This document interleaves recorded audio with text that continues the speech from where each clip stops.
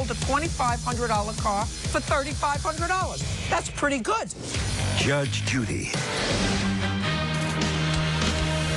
You are about to enter the courtroom of Judge Judith Scheindlin. This is Judge Judy. 22-year-old Darian Randalls is suing Christopher Gunter for the return of a deposit she put down on a car. Order. All rise. Yeah, it's case number 104 on the calendar in the matter of Randalls versus Gunter. Thank you. You're welcome, Judge. Parties have been sworn in. You may be seated. Mr. Gunter, what do you do for a living, sir? I own my own business. What kind of business? Auto mechanic shop. Where? In Victorville. How long have you owned it? It's been about 8 months now. Now, you were selling a car. What kind of car? A 2000 Honda Civic, yes. Where did you get it? It's been in the family ever since it came out. So it went through several members of your family? 3. 3 members of your family since 2000? Yes, ma'am. When did it become yours? When my father passed away. When was that? In 2009. When did you decide to sell it? When I had purchased a new vehicle. When was that? I believe it was February 2016. You put an ad for the car online? Yes. What service? I put it on Facebook, Craigslist. For? $2,500. Is that the blue book value of the car? Yes. How many miles did it have? I think it was 170,000. A lot of mileage. Yes. But one would assume that you took good care of it because that's your business. Yes. Do you remember what date in February? That I purchased my new vehicle? No, that you put this online for sale. February, I think it was like the 22nd, 23rd. Is that right? When did you see it? I saw it April 12th. So it didn't sell February or March? Yes. Didn't sell in April? Yes. So it didn't sell for about 8 weeks? Yes. So you had no big bites between February 22nd and April 12th. You get a buyer. She comes out and looks at the car on April 12th, and you negotiate a price. What price did you negotiate? We negotiated $2,500, but it wasn't the 12th that she seen the vehicle. Her aunt had contacted me, letting me know that she needed a vehicle, desperate need. Just a second. When do you say she looked at the car? The 12th. That's what she says. She said she looked at the car the 12th. I don't need a whole story. She looked at the car the 12th. Yes. And you negotiated the price, but you kept the same price, $2,500. Yes. Did she have any money with her? Yes. How much? She had $1,000. In cash? Yes. So far correct? Yes. And she gave you the $1,000, and? She gave me the $1,000, and I had informed her, letting her know that I had a couple other buyers. You had to worry until April 12th. So, don't give me palaver. You took the $1,000, and? I took the $1,000 as a deposit, and it's her agreement to pay me the rest of the money the following day, which was April 13th. Is that your agreement? That's true. What happened April 13th? April 13th, a couple more problems came up after. What do you mean a couple more problems came up after? Problems came up after I had already placed the deposit. Like what? A third party that is experienced in cars had told me that there was a screw in the engine where the dipstick should be, where Mr. Gunther had told me that this particular engine does not have a dipstick. Did you mean you had somebody look at it after? I had someone look at it before, but I wasn't able to talk to them until after because Chris was there. So you had somebody go with you when you looked at the car? He actually brought the car up to me. He brought the car to you, and you had somebody who you felt was experienced to be there with you when you looked at the car? Yes. Okay, but you didn't have a chance to talk to him before you gave him the $1,000? No, because I test drove the car and he had me drive it to his house. With the other person? No. Without the other person in the car? Yes. All right, so you give him the $1,000, and on the 13th, you were having second thoughts. Yes. And? And we came to the agreement on the 13th that he would give me my deposit back. Just a second. So you said to him on the 13th, I changed my mind. Yes. Was that on phone or on... It was over text message. Do you have that text message? I do.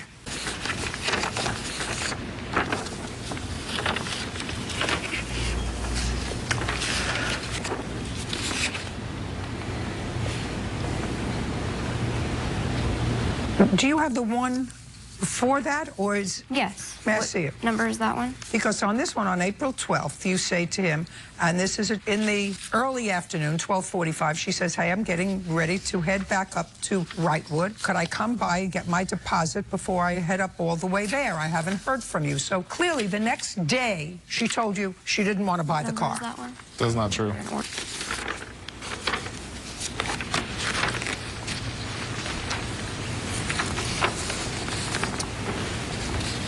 Well, early in the morning. Did you call him early in the morning? I tried to call him, but he wasn't answering my phone calls. He answered most of my text messages. Well, I see he answered some of your text messages, but wasn't answering your phone. No, he told me that he would call me, and he waited hours to call me. I got it. Yeah. Okay. So the next morning, first thing in the morning, she notifies you that she's changed her mind and she wants her deposit back. And you still have the car, correct? Yes. Where is the car now? Car is sold. When did you sell the car? 2 days after. You sold the car April 18th? Yes. And I also informed her. Just a second. I don't care what you informed her. You sold the car on April 18th to whom? Is not an answer. To a Justin. Justin what? Justin, I forgot his last name. You sold the car to Justin. Was that somebody who answered an ad through the paper? It was the person that was trying to buy it before her that I told her that somebody wanted to buy it. Great. And you sold it to Justin for how much? $2,500. She gets her $1,000 back. I don't know what you have in your brain, but right now we have a verbal agreement to purchase a car, and there is no time is of the essence in that agreement. That's incorrect. No. I have a paperwork showing that we signed a contract that she was under. Just a second. I'd like to see your contract That's where fine. it says time is of the essence.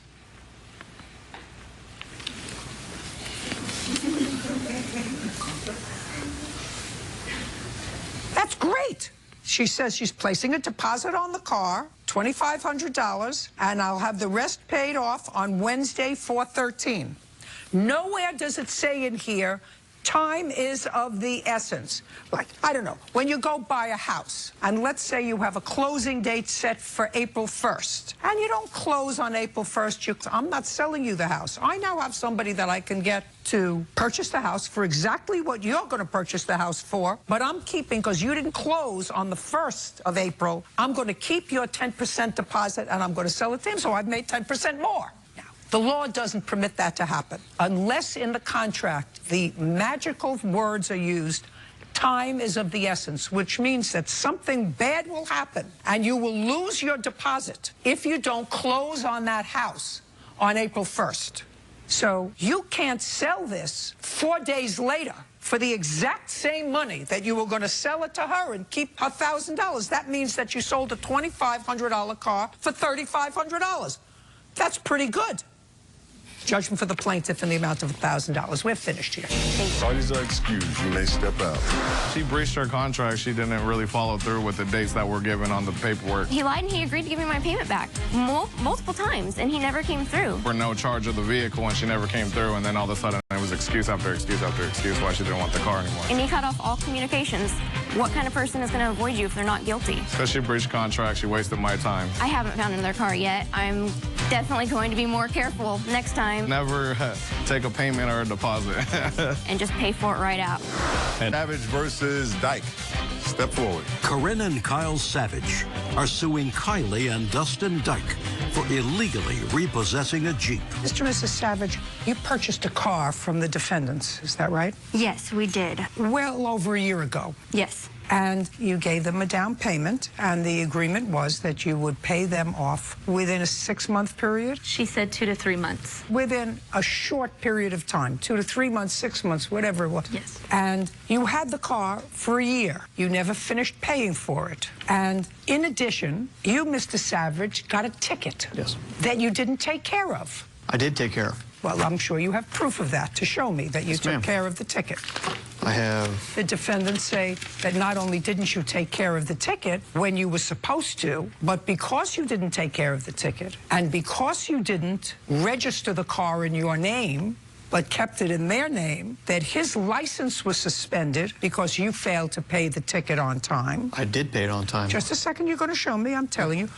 And because you didn't pay for the car, finish paying for it, they took it back. So you want the money that you put into the car, the $2,400 that you put into the car over the year that you had it. Yes. And it's agreed that you... Prior to taking the vehicle from me about giving them the rest of the money that I owed. And right here she said, no problem, let us know. I am correct that you had not paid for the car in the year that you had it. The answer is yes, you had not paid for the car. And that was in violation of your agreement, because even you say you're supposed to pay for it within a certain period of time, but you had some other problems and other issues. Yes, but she had told us as long as we were communicating with her that she had no problem with giving us more time to pay for the vehicle. I'm going to let her tell me that. Now, they have a counterclaim, and their counterclaim is that because you didn't pay for the car, and you didn't pay for the ticket on time, and you never registered the car in your name. By the way, is there a reason you didn't register the car? I couldn't register the car in my name without the title, and they wouldn't hand over the title until I paid. So they didn't have the title? No. Okay, so that they couldn't register it? Yes, because that was per the agreement. She would not get the title back until she paid the full amount. Okay, so they have a counterclaim for the ticket and for the grief that it caused. I assume you got your license reinstated? We still have no idea if they've paid What do you it mean or you still not. have no idea? We don't know if they've paid the ticket or not. Has your license been reinstated? I've never got a letter or anything stating that it has, so I have. Do you have a letter saying that it was suspended? Yes. Yes. Well, that I would like you to take out. Judge Judy continues in a moment. His license was suspended because you never paid the... When we received the ticket in the mail, it told us that the ticket wasn't due until April of this year. Listen, show me.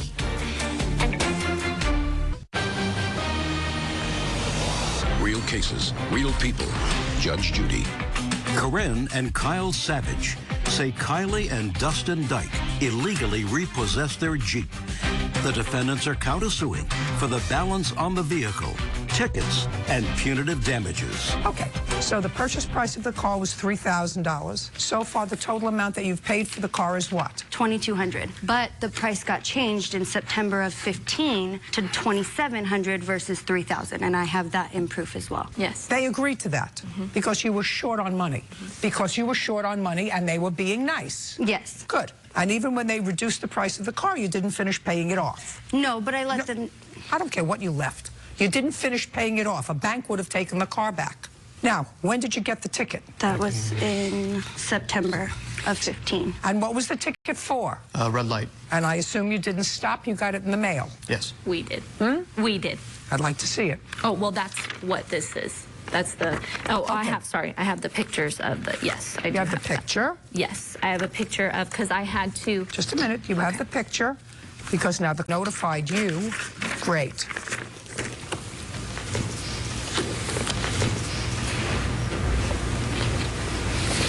Okay, well, he doesn't deny that this is the picture of him getting the ticket. That was just part of the ticket. Now, when you got a notice of this, that was in what month? It was in, I have it in the text messages, when they told us that they got the ticket.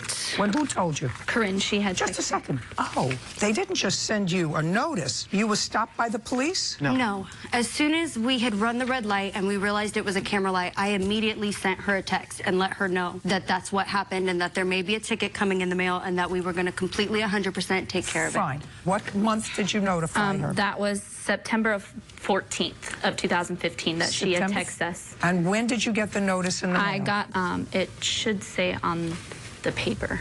Is this the January 20th, 2016 that you were notified? For the first... Yes, that was when we got the saying that his license was suspended. No, but is that the first time that you got a notice? Yes, because, well, the first one, the first one that we got on, excuse me, sorry, October 7th was when we got the first ticket, yes. October 7th? Yes, October And what 7th. did you do when you got that notice? I texted her, telling her between me and her about the ticket. Okay, now let me have it. Information. Great. And I want you to show me proof of when you paid it. That's all the text messages. In order. Show me proof of when you paid it. Judge Judy continues in a moment. When they had their father come and take the vehicle, he threw my things in garbage bags, dropped it on his daughter's doorstep, and left. I don't care. I don't think you did anything about paying the ticket. Real cases, real people. Judge Judy. Corinne and Kyle Savage say Kylie and Dustin Dyke illegally repossessed their Jeep. The defendants are countersuing for the balance on the vehicle, tickets, and punitive damages. Now, show me proof of when you paid it. We have a paper that states the receipt number, and then we also have a bank statement showing that the money was withdrawn from our account. This is nonsense. This is nothing. Because it says the receipt number? This is nothing. I don't know what this is, and I don't know who did it. I wrote it down because I was taking care of everything over the phone. What?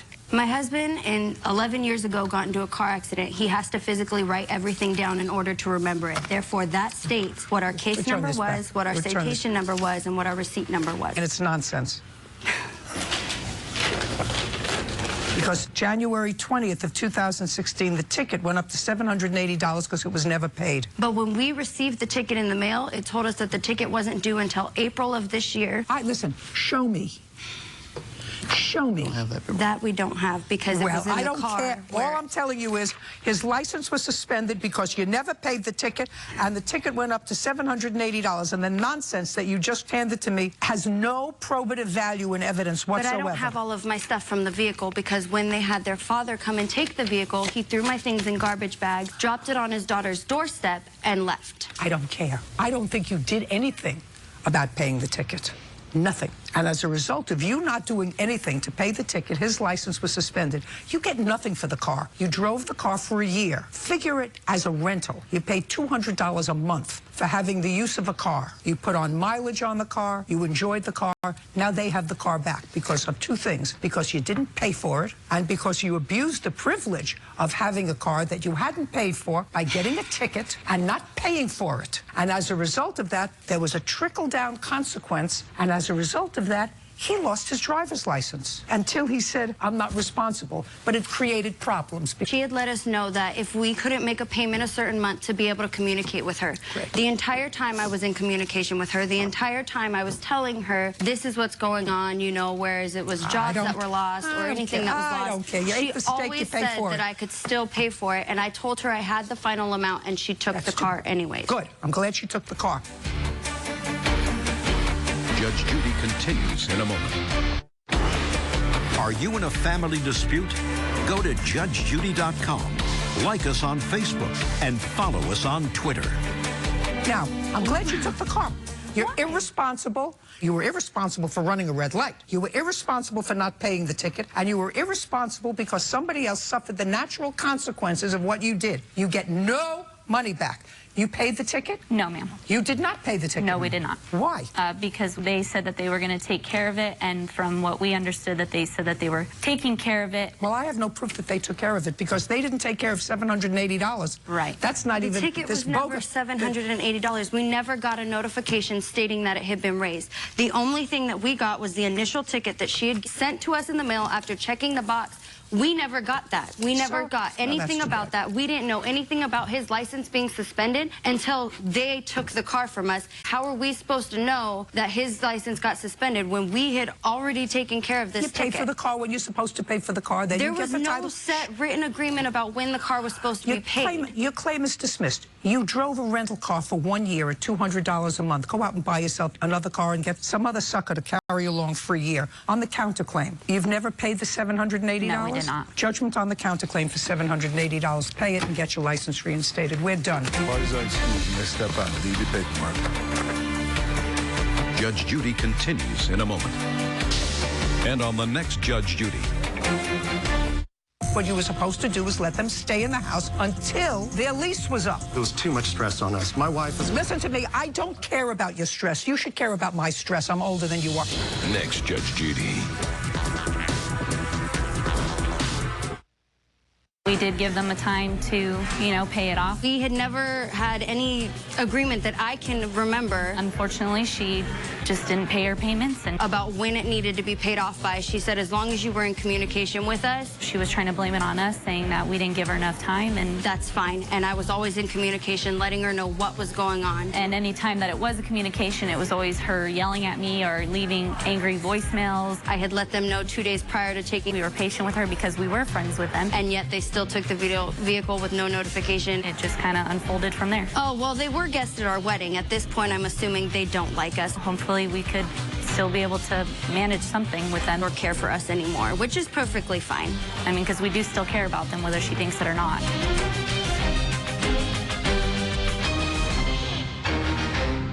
Looking for her car. Car's not there. You're not there. A brother's secret road trip. There's no question her car was damaged. She blames you for it. I went over my baby mother's house. That wasn't part of the deal, Kenneth. Is his story even more reckless? She made me get out the driver's seat. She bagged out the driveway real fast and hit a mailbox. How did the alcohol get in the car? I may have one beer. Judge Judy. You are about to enter the courtroom of Judge Judith Scheindlin. This is Judge Judy. 22-year-old Shantavia Ford is suing her brother, Kenneth McVeigh, for taking her car without permission and returning it damaged. Order. All rise. Yeah, it's case number 106 on the calendar, the matter of Ford versus McVeigh. Thank you. You're welcome, Judge. Parties have been sworn. With Mr. McVeigh. Mr. McVeigh, this is your sister. Yes, ma'am. And there was an incident involving her car, which resulted in her car being damaged. Well, Just a second. There's no question her car was damaged. Okay. She blames you for it. I want you to tell me what date it was and how you think she's blaming you for the damage to her car, which is a side view mirror, correct? The side view mirror, the bumper, and the window sill. Go ahead. Well, I'm not. Well, not you're not. I want you to tell me on what date the incident happened. I'm not for sure the correct date. Date? 27th May, 2016. So if you're not sure, May 27th. I'm listening to you. Stand up straight, talk up, so I can, you see how I'm talking, you can hear me, right? Yes, ma'am. Good. This is where I'd like you to talk back to me. Speak up. Well, actually, Not actually. she left. Not she. You. How did you get possession of her car? She gave me possession. Tell me about it. Well, I texted her. She left her car at my mother's house, and I texted her. Just a second. She left her car. Oh, my mother's house. And I texted her and asked, can I use her car to take my niece? You texted her. From what phone? My mother's phone. So when you texted her from your mother's phone, it comes up. Texted her from your mother's phone. I asked her, could I take my niece out to eat and to go shoe shopping? And she said yes. Tell me exactly what you said. I said, do you mind if I take Khalees to get something to eat and go buy her some shoes? Okay, do you mind if I take your niece? Is that your daughter? No, I have her for the summer. That's a niece? Yes. How old is she? She's 6. Do you mind if I take her and your mother was watching her? Yes. Do you mind if I take her out to lunch and to buy her some shoes? Is that what you said? Yes. Did you get that text? I have them. I'd love to see it. Before I look at the text, did you sign your name to the text? No, ma'am. No. I did not. No. How did I know that?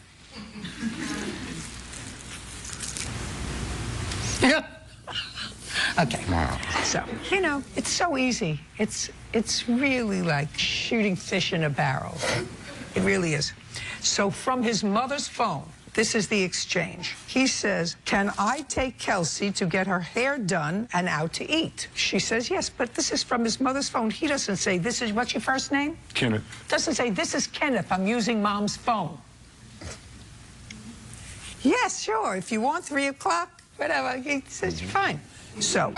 My car was at my job on my 15-minute break, like my lunch break. I called my mom because I thought it was her. No, that's not true. And then I text back. It was a text in there saying, don't call this number back because I was going over there. And I drove the car over there to see what my mom wanted to do and stuff.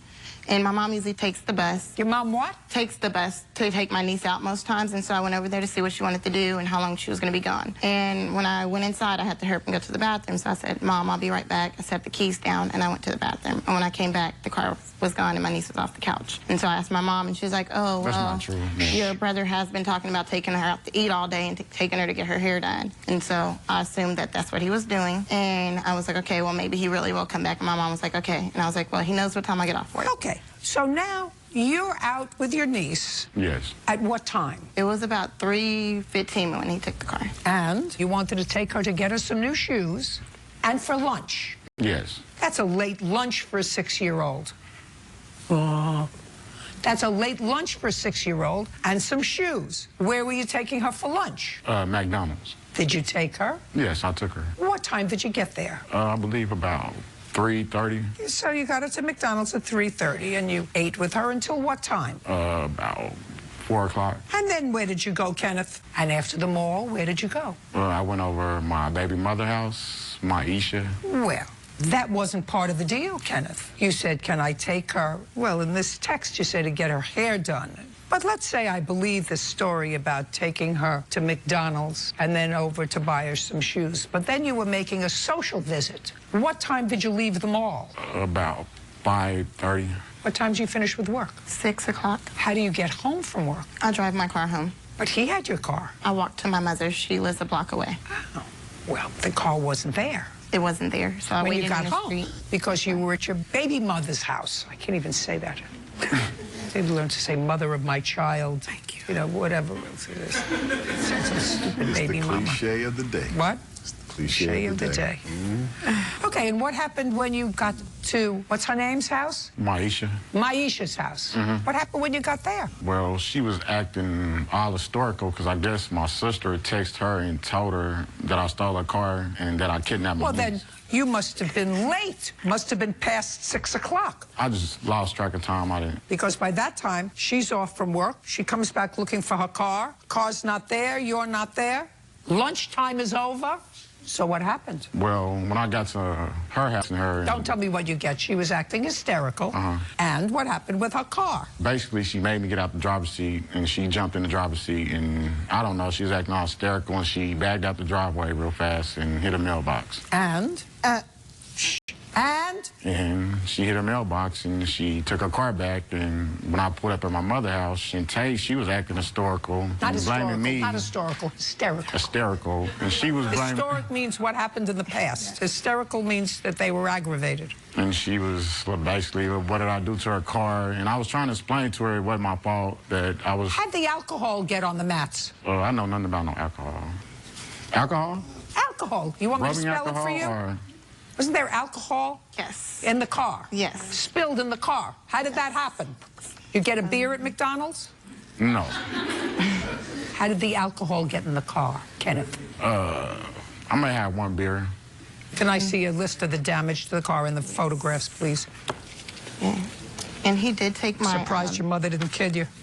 Oh, it's from my... I meant that figuratively. I have to say that these days.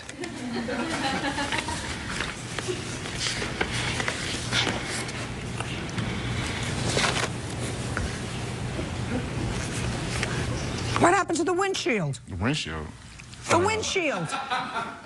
I have no knowledge of the damaged windshield. I just know about the rearview mirror.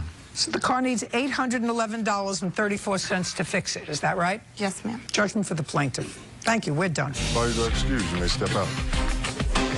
I was really upset because he had my niece in the car drunk driving. As far as the drinking, I wasn't drunk. I might have had a beer, but I wasn't drunk. I was upset about the car, but more upset because my niece. It was just one beer. I wasn't drunk, and then I was just trying to take my niece to get some shoes. That's it. To stop drinking. Thank you. And stealing people's cars. Yep, I guess don't drink and drive. I guess I learned my lesson. And now, the next case.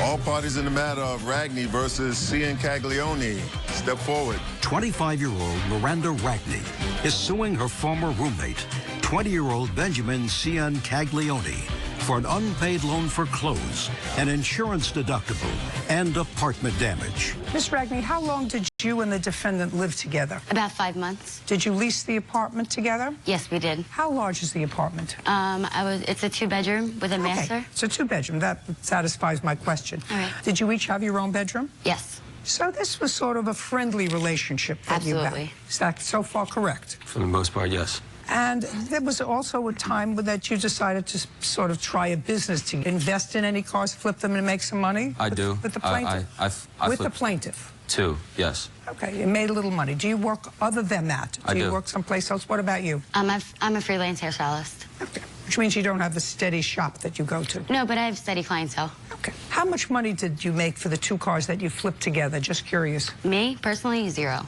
And it was more than 2 cars. How much money do you say she made from the 2 cars? Her making nothing. Me, about $500. Well, that's an interesting partnership. Is that because you put in all the money? No. What had happened was, from the beginning, we had gone up there and she was going to pay rent for the apartment, and I was going to drive her vehicle and go to the Manheim auctions and sell vehicles and stuff. I had money to put up front, and so did she. Now, the money that she put up front, when we first got up there, we had signed a notarization from the bank okay? And then that was about... I'm getting a zhuzh in my head from this story, which goes far beyond what I need to know. I am withdrawing my question about why she didn't get it. Okay. Consider it withdrawn. Now, you moved into the apartment when? In March of 2015. Are you still in the apartment? I am, yes. In March of 2016, did you renew the lease? Yes, I did. Was he still living there? No. So you're happy in the apartment? I'm much happier without him. Great. So then I'm going to deal with the first. Together, you both, according to you both agreed to fix up the apartment, buy some things for the apartment to make it look nice, and he was supposed to pay for half. Yes, absolutely. And he never did? Not once. And he's not there in the apartment anymore? No, he's not. And you are? Yes, but for 5 months he was in the apartment. I don't care. You think I'm going to do what he owes for the 5 months that he got to enjoy what you both were supposed to pay for, but he didn't? That's ridiculous. I didn't go to school for that. Judge Judy continues in a moment. We got into a fight. He put his hands around me. My mom had to come up and secure this situation. So it's not that he moved out. He was kicked out for my safety. He didn't move in. He moved out. He was kicked out for my safety. Real cases, real people. Judge Judy. Miranda Ragney says former roommate Benjamin Ciancaglione owes for a loan and apartment damage. So you're still living there? Yes. You like living there? According to you, much happier? That's good. So he doesn't owe you any money for what he was supposed to pay for the fix-up of the apartment. You're happier without him. You have a new roommate? I only have a room. Just a second. That's a question. Okay. In March, you just signed a new lease for a 2-bedroom apartment. Do you have a new roommate? No, I do not. So you decided to rent the 2-bedroom apartment yourself. Thing that you claim that he owes you money for, if I'm reading this thing correctly, are some clothes, suits. Yes. Okay. And when is it that you claim that you made this loan to him for suits? That would be in May of 2015. A year ago? Yes. And he moved out, what date did you move out? I want to say July, maybe July 17th. Of 2015? Yes, ma'am. Can I interrupt for 1 second? What? He didn't move out. He got kicked out because there was an incident that happened. We got into a fight. He put his hands around me. There's some damages. My mom had to come up and secure this situation. So it's not that he moved out. He was kicked out for my safety. We didn't move in. He moved out. He was kicked out for my safety. Fine. I don't care. It's not that I don't care. It's not relevant to this case. Okay. So tell me the circumstances around the loan, alleged loan, for clothes. Because we were business partners, I knew that he had to look a certain part to be able to sell cars. So he asked me if he could... No, you start out with, I knew he had to look a certain way. I knew that he had to look a certain way. You knew that he had to look a certain way. And let's go step by step so that I believe it. So far, you see where we're going with this. Absolutely. Okay. So you knew he had to look a certain way to flip cars. Absolutely. And? He didn't have the things that he needed. And because we were business partners, I felt it was necessary that in order for us to make money, and this the cars, so I allowed him to purchase suits on my credit card. And he told me that Friday he would pay me back. I have text messages saying that. Which Friday? The Friday after that he charged them in May. I have the dates right here. Okay.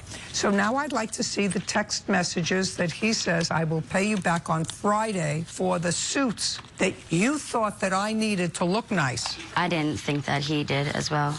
But here you go.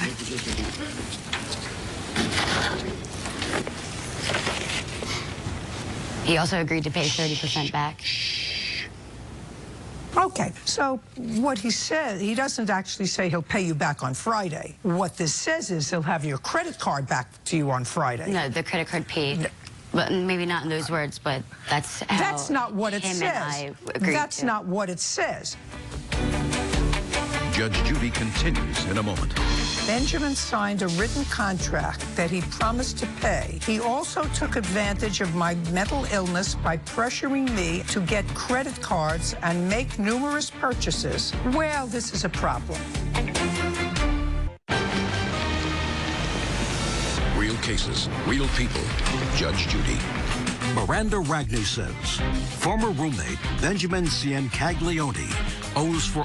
This says I'll have the credit card back to you on Friday. Later on, when he goes on to say a bunch of other things, he says, I don't care. It's not that I'm trying not to avoid you. I'll pay you back when I have it. I know I owe you the money. Was that the money for the clothes? That was. How much do you owe her for the clothes? Around $150. Show me. I have the receipts. How much did he owe you for the clothes? Around $442. Not around. I don't want to know around. $442.59 plus $210. I did not spend $210 for what? There's 2 receipts here from Burlington Coat Factory. All the things that are highlighted are his purchases. He never had my credit card. We went to the store together.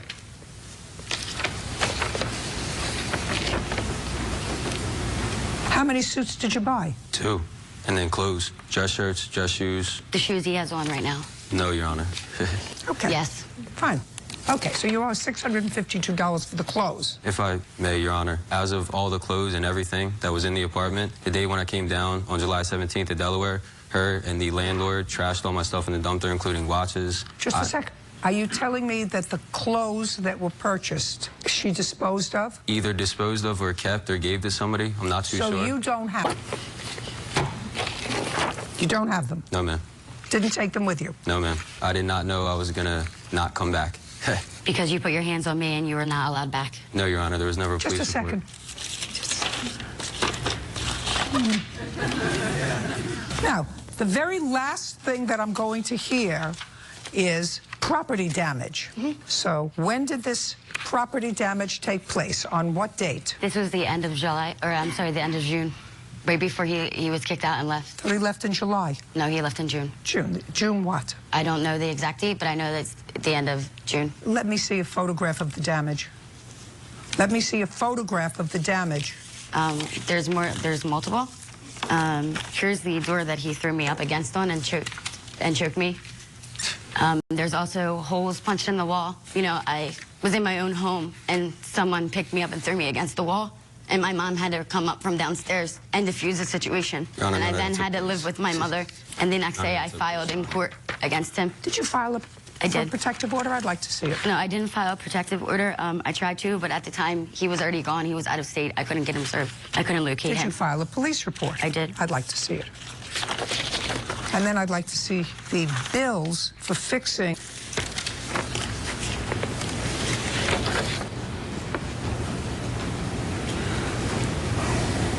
Well, this is a problem. Judge Judy continues in a moment. Are you the victim of an assault? Go to judgejudy.com, like us on Facebook, and follow us on Twitter. Now, this is the civil complaint that you filed. That's the original. Just a second. Okay. This is the civil complaint that you filed, and I'm going to read it. Okay.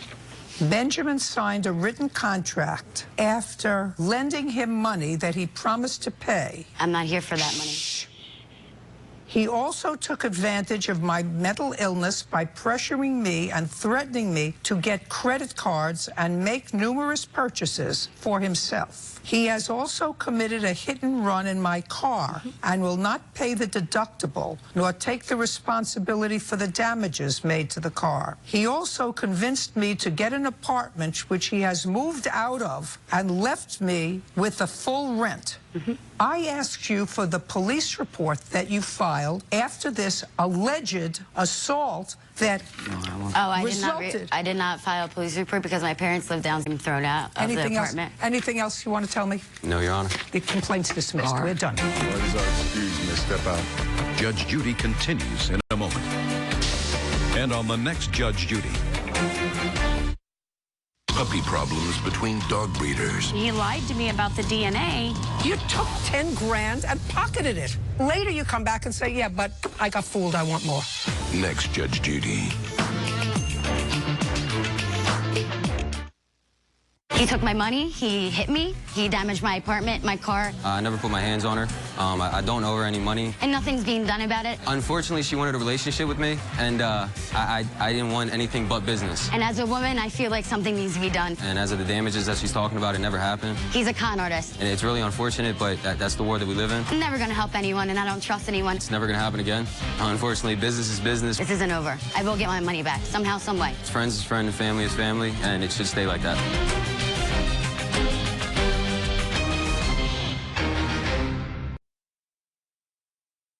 They weren't good tenants, however, they did pay their rent. Landlords decide to get out of the rental business. I wanted to sell, but I was not forcing them out. I also said, I will not make you leave. I have no sympathy for you because what you were supposed to do was let them in over their heads. It was too much stress on us. My wife is... Listen to me, I don't care about your stress. You should care about my stress. I'm older than you are. Judge Judy. You are about to enter the courtroom of Judge Judith Scheindlin. This is Judge Judy. Earl Throop Jr. and his wife, Jenny Messina Throop, are suing their former tenants, Colby and Leah Gibson, for stolen and damaged property, rent, and a water bill. Order. All rise. Now it's case number 112 on the calendar in the matter of Throop versus Gibson. Thank you. You're welcome, Judge. Parties have been sworn in. You may be seated. Ma'am, have a seat. Mr. and Mrs. Throop, the defendants were tenants of yours in a house. Yes, ma'am. When did you purchase the house? I believe the house was purchased in 2008. By whom? By myself. Not the two of you? No, not the two of us. Just you? Yes, this is before we were married. When were you married? We were married in 2013. Did you ever live in the house together? No. Where do you live now? We have a house together. So you decided to rent the house in 2013? Yes. So you bought the house at the height of the market? Yes. And decided not to sell it? We attempted to sell the house. So you rented it. And you rented it for the first time in what year? It would have been 2013, right after we got married. To whom? To Nicole, over here, our witness. She was our first tenant. And how long was she there? About a year and a half, I believe. She moved out March 29th, 2015, Your Honor. And when did you lease the house to the Gibsons? June 3rd is when they put it in their name of 2015. Can I ask you a question? Yes, ma'am. Do you own this house? I do now, ma'am, yes. We just refinanced it, so technically own it now. At the time, I did not. You refinanced it because you still could not sell it? We refinanced it because it had been in my name and my property only, and we wanted to purchase the house together. So because interest rates are lower right now, we decided to go ahead and refinance about a month ago. And you are going to continue to rent it? Yes. You hesitated for a moment. Let's go back and start again.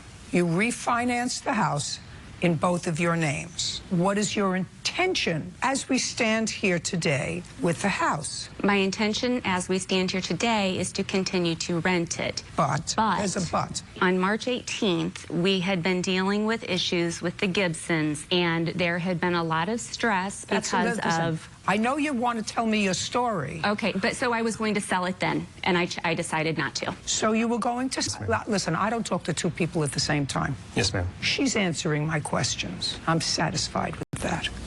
So in March, you decided to sell it. Mm-hmm. Now, had the Gibsons paid their rent to you each month since they moved in, and they moved in June? Yes, ma'am. Had they paid their rent to you each month? They had paid their rent to us each month, but not on time. And you never started an eviction proceeding against them for non-payment of rent or any other breach of the lease? No, we have not started any eviction. The question is, you never started any eviction proceeding? Well, we did. May I say something? We did. We do have an eviction. Just listen to me. Okay. I just make sure she understood, Your Honor. She understands everything. I understand. Okay. You had not started an eviction proceeding against them? No. Prior to March 18th, we had not. Now, on March 18th, you told them that you wanted them out. I told them that I would like to sell the home, and I would appreciate it if they could please try to find another place to live. And that was in violation of their lease. That's clear. Their lease was not up until May 31st. Your Honor, it's June. We did it on the 15th. Our lease was on the mid-month. So it wasn't up until June 14th? Yes, ma'am. June 14th. So 3 months prior to the termination of their lease, their legal termination, you told them that you wanted them out. Mm-hmm. And I'm sorry.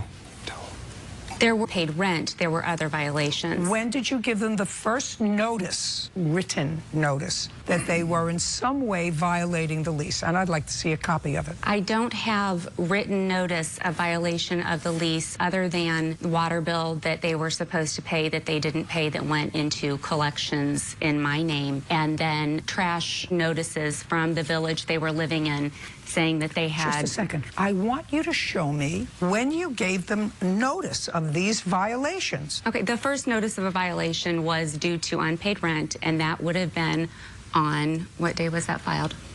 Well, the 5-day notice. 5-day notice we have.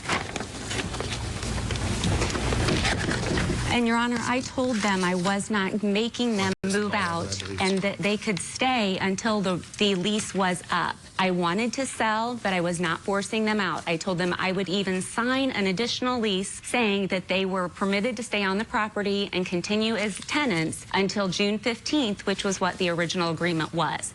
And I have a text stating that. They would not agree to that. You filed a 5-day notice against them in April. Because they did not pay their rent on April 15th. And this was April 22nd. Yes, we gave them a 5-day grace period. Okay, this is what you're suing for. Property damage mess. Photographs, please. And these are photographs. Photographs. These are photographs. Photographs. Of the trash that was left behind. Just photographs. Those are photographs as well, Your Honor, from the village of Jerome. Did they have a security deposit with you? They paid us half a security deposit. How much? It was $475. I'd like to see the bill for cleanup for this mess. I don't have a bill. I didn't. We did it ourselves, Your Honor. Did you keep the security deposit? You were entitled to it based upon this mess. Yes, Your Based Honor. upon this mess, you're entitled to the security deposit. Yes. Okay, fine. Why don't you clean up? Huh? I had offered to clean up. I asked them for a couple extra days after we got everything out of the house. They specifically told us, do not worry about it. They just want us out, that they will clean it up. We have a text message from them stating that. Saying, I will agree to get rid of everything you left in the house, from Jimmy. They wanted us to move our things and get out. And I've got the same thing. There's stuff before that. Well, show me the beginning. I don't know what. Your Honor, may I say something? No, I just want to see what goes before here. It says, I will agree to get rid of everything you left in the house, if that's what you want me to do. I'm trying to pull it up on my Facebook, and for some reason it's not loading in here, so it might take me just a minute to find it. Okay. I do have one. Just a text between him and I, if you'd like to read it, Your Honor. I want to see what's right before. I don't have that as a Facebook message, and let me see if I don't think Leah and I ever texted, so I'm not sure where that would have come from. I have no idea what to do with your stuff. You don't want your food, shoes, mattresses. There's a couch and a chair. It's all on the same text. Yeah, I have it, but it isn't jumbled up. All right. I mean, because there were photos. They're all I have them right here. Now I want to see a copy of the lease where they're responsible for the water bill, because the next thing is water bill and washer dryer. Just a second. Water bill, washer dryer. I want to see a copy of the lease. Okay, and neither party has a copy of the lease. Well, then I can't help you with the water bill. So I don't know whether they were responsible. They had the water bill in their name for the majority of their tenancy. You should have a copy of a lease to show me that says that they are responsible for the water bill. They've paid the water bill up till our... I don't care. What part of I don't care? It doesn't matter. She tells me they weren't paying the water bill. You say they paid the water bill the majority of the time they were there. She says they didn't pay the water bill, and it went into collections. Listen, now let's get to the washer and dryer. Washer, dryer, you see that I have no sympathy for you, because what you were supposed to do is let them stay in the house until their lease was up. Not tell them to move 3 months early. They weren't good tenants, however, to sell the house. It was too much aggravation for you. Where are you living now? I am living back in the home. I figured you were. How did I know? How did I know to ask that question? You think I have a crystal ball here? Life has common sense, has a common sense thread to it. Because I know that the former tenant wasn't coming back here unless she had skin in the game. And your skin in the game is that you moved back into the house, right? I did move back into the house. I know. So let's get to the washer and dryer. The washer and dryer you claim they took when they moved out. You acknowledge that you took the washer and dryer when you moved out. Yes. That is correct. Where is the washer and dryer now? At our house. At your house. And it's been at your house since June? Since we moved, yes. Since June. You tell me why you took their washer and dryer. Because when we went over there to look at the house and to walk through it, Earl walked us downstairs, showed us the basement, said we also have this extra washer and dryer. We don't want it. If you guys need it, you guys can just have it. Took it as we could have it. You tell me we can have it, we're going to take it when we leave. It's going back to them. Okay. They're going to pick it up from your house. Okay. In 5 days. You still live in the same town? Yes. Great. Washer, dryer. Back to plaintiff. You have a washer and dryer in your house? Currently, yes, we do. Well, what do you want the washer and dryer for? You just want it? You will just want it? Do you want it? Yes, I do, Your Honor. Then go pick it up. Get somebody to go pick it up. Washer and dryer to plaintiff. We asked to get out of the house because it was too much stress on us. My wife is going Listen to me. I don't care about your stress. You should care about my stress. I'm older than you are. You are the landlord. You are the landlord. Pay careful attention. They have a history of this. The only reason we came to court is because they've been evicted 8 times since 2001. Pay careful attention to me. Careful attention. I have proof of it. No. You have nothing to show me except that you violated the terms of the lease because you wanted them out. No, it isn't. That isn't. Goodbye. But what about the damage to the floors, Your Honor? You just heard me. We're a big goodbye. You can't be landlords and not follow the rules. They had a year's lease. You didn't like them as tenants. That's your right. Then you wait until the lease is up. We told them they could stay. You told them they could stay, and you filed a 5-day eviction notice. They were late on rent. That's why we filed it, Your Honor. They were late. I have proof they didn't pay the rent. I'm finished with them. What is our excuse? You may step out. Extremely frustrating. They told me they were going to sell it. The only reason that we have a tenant in there now is... That's why they wanted us out. And then we find out that, no, they rented it again. Trying to recoup some of the money that we've lost, I decided that maybe we should just rent it to her again because she was a perfect tenant. Just make sure you look out for yourself. When she's out, we're selling the house. They're not going to worry about you. And now, the next case. All parties in the matter of Okaribor versus Ogunleye is suing his former roommate, Anualuapo Ogunleye, for totaling his car after a night of drinking.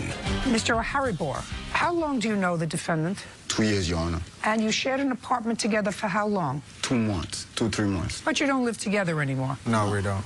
Now, were you driving his car? Your Honor, I was driving his car, and you had an accident? Yeah, I got into this pile of snow. Is there a police report? Yes. I'd like to see the police report.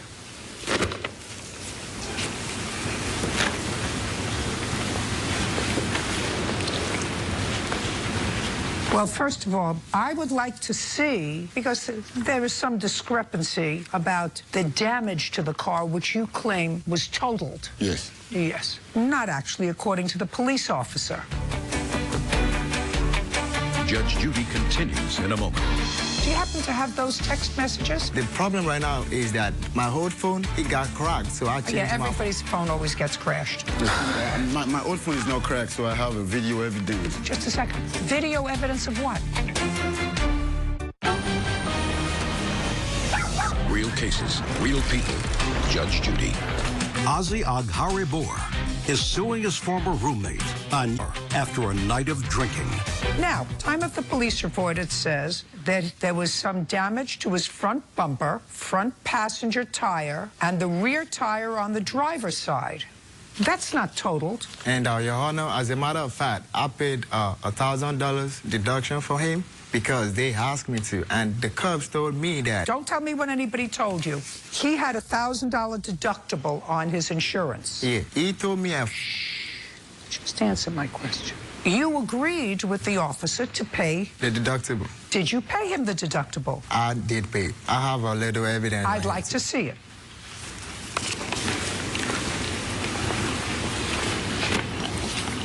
That's the money order. I bought that from Walmart, $1,000. That was in February. And what did you do with this $1,000? I gave it to him because it took me a while to come up with that. Now, on what date did your insurance company tell you in a letter that the car was totaled? I can't remember the date, but I could... Month. Huh? The month. Let me see. You must have it there. I don't have a paper right here saying that it was totaled, but I could explain myself getting to that point. This is what I have to say. The first time when it came out, the mechanic people drove the car and found that the transmission went out because he drove on the rims. Just a second. So the car was totaled. Listen to me. You can't testify as an expert witness, as a mechanic. Right now, you accepted his $1,000. He didn't give me it. Oh, he paid you the $1,000? No. He never paid you the $1,000 in February? No. He said he was going to give me $1,000, but he never gave it to me. Listen, let me tell you what your story is. Your story is that he took your car, that he totaled your car. He did not total your car. You had a $1,000 deductible. I absolutely believe him when he says he gave you the $1,000 deductible. Then later... 2 weeks later, Your Honor, he started texting me saying I destroyed his transmission. I said, how would I do that? I already gave you $1,000. I gave him $100 extra, but I have no account for that. Do you happen to have those text messages? The problem right now is that my whole phone, it got cracked, so I changed my phone. Everybody's phone always gets crashed. My old phone is not cracked, so I have a video evidence. Just a second. Picture. Video evidence of what? Of on the crime scene when I saw my car destroyed. Judge Judy continues in a moment. When they repaired what they told was bad, which was the outside of the car was still bad because he busted the tranny by driving on the rims. So they didn't finish the whole thing. I still have 5,000. Well, listen to me. Whatever the scam is. Real cases, real people. Judge Judy. Ozzy Agharibor is suing his former roommate, Anualuapo Ogunleye, for totaling his car after a night of drinking. Now, he did not destroy your car. Your car was fixed. No. Yeah, it was. He told me thank you that he got the car out. You just told me your car was fixed. No, when they got done repairing the car, right? That's right. Give me a second. Then they drove it. They have to test drive it. When they test drive the car, it couldn't move because the training was out. They only fixed the body, the tires. Listen to me. The paint job. You can go back to where you came from in Minnesota and get an expert witness to come in and testify to the fact that your car, which they fixed all the body work on, they fixed all. Listen to me. You're not going to get over me. No, I'm not trying to get over you. We're not going to get over me. He had an accident with your car. Your insurance company paid for the car to be repaired with the exception of $1,000. Then later on, according to you, when they took your car out after they had repaired the car, and how much did the insurance company spend to repair the car? $4,300. $4,000. So now it costs $5,000 to fix it. And now you're telling me that you will have a witness some other place to to fix the outside of the car. Yeah, I got paper. And then when they took it out for a test drive, they said, oh, now there's something wrong with the transmission, so now it's totaled, and you want him to pay another $5,000. That's what you're telling me? It's not happening. It's not happening. Can I say something, Your Honor? You can say whatever you like. Okay. It's not happening. Okay, let me say whatever. Let me say what I like. This is what I'm going to say. What I'm saying is this: the car is worth $15,000. When I paid the deductible, when they repaired what they told was bad, which was the outside of the car was still bad because he busted the tranny by driving on the rims. So they didn't finish the whole thing. Then the bank paid the value of what they told the car was. That was $9,000. I still have $5,000. Well, listen to me. Whatever the scam is, I'm not buying into it. Judge Judy continues in a moment. Have you been cheated? Go to judgejudy.com. Like us on Facebook and follow us on Twitter.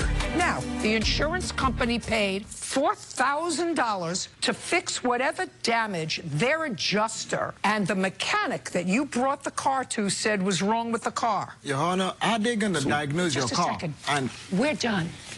Well, why did the bank pay $9,000 for? We're done.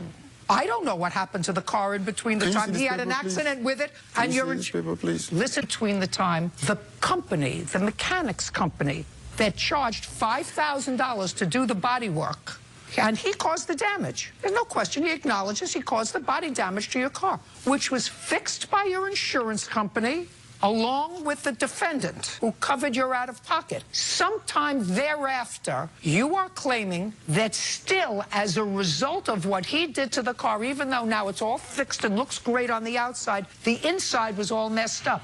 And you can't testify to that because you're not a mechanic. Do you understand? We're done here. My car is total. We're done. I don't know who did it. I know whatever he did, he paid for. And so did your insurance company. We're done. Goodbye. Eyes are excused. May step out. Judge Judy continues in a moment. And on the next Judge Judy. A rough existence with a roommate. Did you pay February's rent? I did. You have the money. No, I don't. He created a lot of damages in the house. I think this is all nonsense. Next Judge Judy. Had an argument. He punched the walls in the house. He broke his own phone. I went to sleep. He gave the car keys to me. Because I woke up in the morning trying to go to keys. If you're trying to get money from insurance or whatever, you need to step up your game. Went back to his room. He's laying down. My car keys was beside him with a bottle. And I'm going to advise him to find a better way of getting money then. Then I knew something was wrong. Then when I went outside, my car was bad. And doing all this. He told me he was drunk. And I took him as a brother. And look at what I get from him.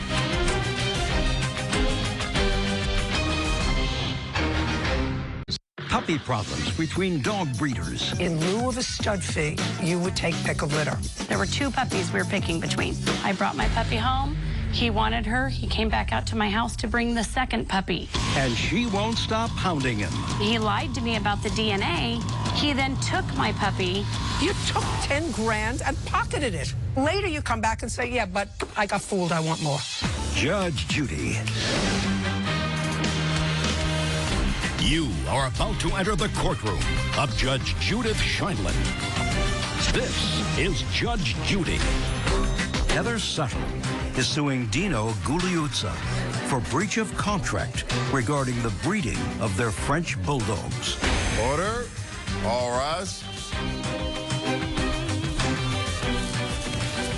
Now it's case number 71 on the calendar in the matter of Suttle versus Gugliuzza. Be seated. Folks, have a seat.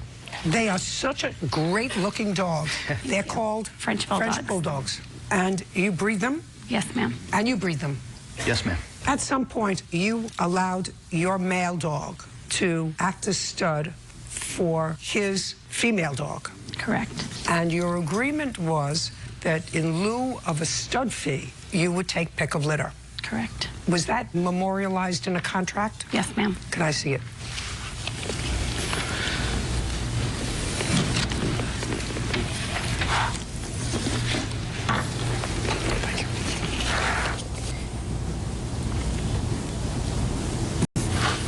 All right, it's a pretty straightforward agreement. So your dog was artificially inseminated? Yes, Your Honor. Is that the way it's usually done? Yes, Your with Honor. French Bulldogs? And how many puppies did she have? She had 5. On what date did she have 5? October 31st, 2015. And on what date were you notified that she had That the date. puppies? On that date? Yes, I believe he sent me the pictures immediately. We were very excited about it. Great. On what date did you exercise your right to pick of litter? It was 6 weeks from that date that I came to his house on a Saturday. So sometime in early December? Yes. His home in Los Angeles, where we stared and studied at the puppies. I actually had him send my partner pictures of the puppies as well. That's fine. Did you, on that date, and let's call it December 8th, for the purposes since nobody remembers the exact date, on that date, did you select your puppy? Yes, ma'am. Good. Did you take the puppy home? Yes, ma'am. Was it your intention to sell it or to keep it? Both. What does that mean? Bradley was purchasing the puppy from me. Who's Bradley? This is Bradley here, the second man in. He was buying the puppy from me based on all the images and things that I had sent him.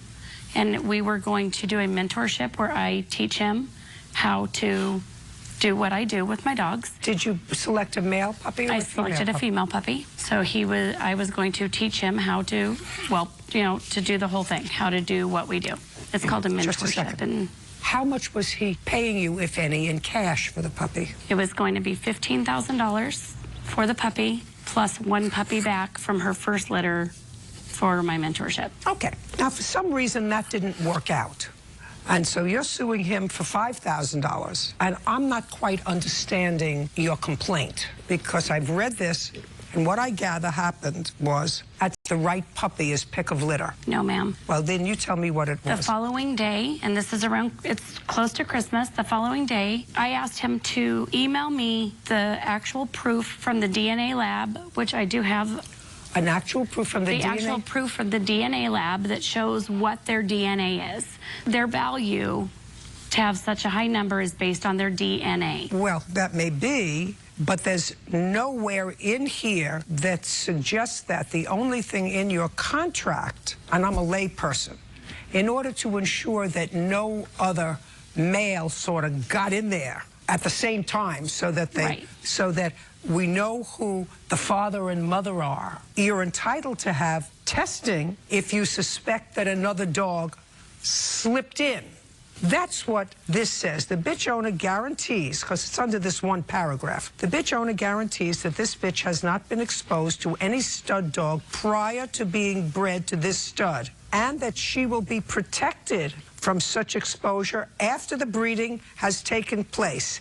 If any question of parentage should arise, the stud owner reserves the right to request DNA testing of the puppies at the bitch owner's expense.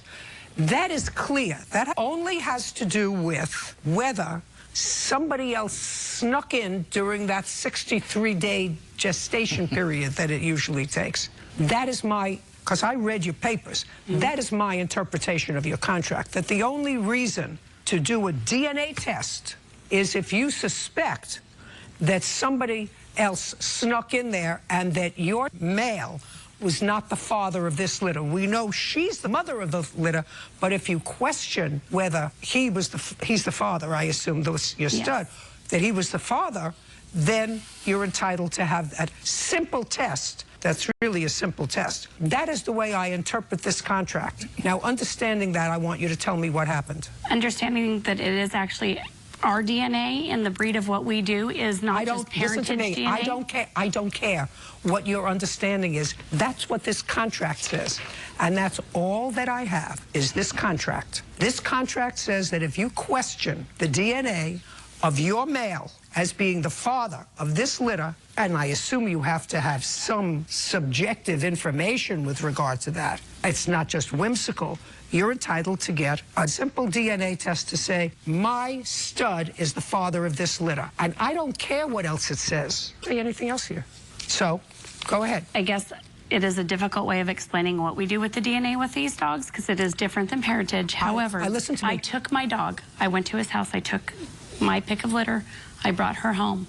Dana was very upset that I took his pick of litter because that he wanted to keep her. He wanted to keep her for his program. Fine. So he was came upset. to my house the next day, and I asked him for the proof of all the DNA that he had sent to UC Davis Veterinary Genetics Lab. The scientist is here from that lab who tested the puppies. He had told me all along he had that proof of the puppies and that the two puppies we were picking from were AT-AT. There were two puppies we were picking between. I brought my puppy home. He wanted her. He came back out to my house to bring the second puppy to see if my buyer would possibly purchase the other puppy instead, because I already had that puppy regardless of DNA. This puppy was at my house and she was sold for $15,000. Keep going. Based on the DNA. Keep going. When he came to my house and I had just previously had a stroke, was not feeling well, was not doing well, he then all of a sudden didn't have the proof that he told me that he had, and that this dog was all of a sudden not DNA tested, and that he did not provide me the proof. He then took the puppy home. Keep going. He then took the puppy home, both puppies home, leaving me with no puppy. December 28th, the DNA came in that all of a sudden this puppy was a different DNA than what she was supposed to be. All I'm asking you is, did the DNA test show that your stud was the father of the litter? Our agreement is not on Just a second. the stud. That's... It's not. Our agreement... Listen to me. That's what it says. It says more than that. It says that I am to get my first pick litter, and when he lied to me about the DNA, he then took my puppy, and I did not get my first pick puppy. I got second pick puppy based on the DNA that he provided me. Let me explain something to you. This is a contract signed by the two of you. What I find ridiculous about your entire argument is, it's unfortunate that you weren't feeling well, it's unfortunate that you had other problems, but what you did was you took another puppy and you sold it, according to you, for $10,000. He actually Just a second. You got the $10,000. Yes, ma'am, under his contract. That was your agreement. That wasn't our agreement. Our agreement was first pick. He cheated me out of it by lying about the DNA. Listen, Miss Suttle, I am totally unsympathetic with you. 100% unsympathetic with you. You're a breeder. You had a contract. If you want to make your contract more specific with regard to pick of litter as defined by a DNA, has to do with DNA lineage going all the way back for generations, put it in your contract. My contract also says that he is not allowed to sell any of the puppies with breeding rights. That's not the subject of this case. It also is if you look at our actual original paperwork that was filed with the court system. Yes, I don't care what it's not in my complaint. Judge Judy continues in a moment. When you have a written contract, you cannot modify that contract orally. It has to be modified in the same context as the original contract. That's what the law is, especially since you took 10 grand and pocketed it. And later today, Mr. Cole, I'm not considering any other part of your lawsuit because the other part of your lawsuit is ridiculous. I mean, it's a stupid lawsuit. I couldn't even think of a theory that you could collect for that. Real cases, real people.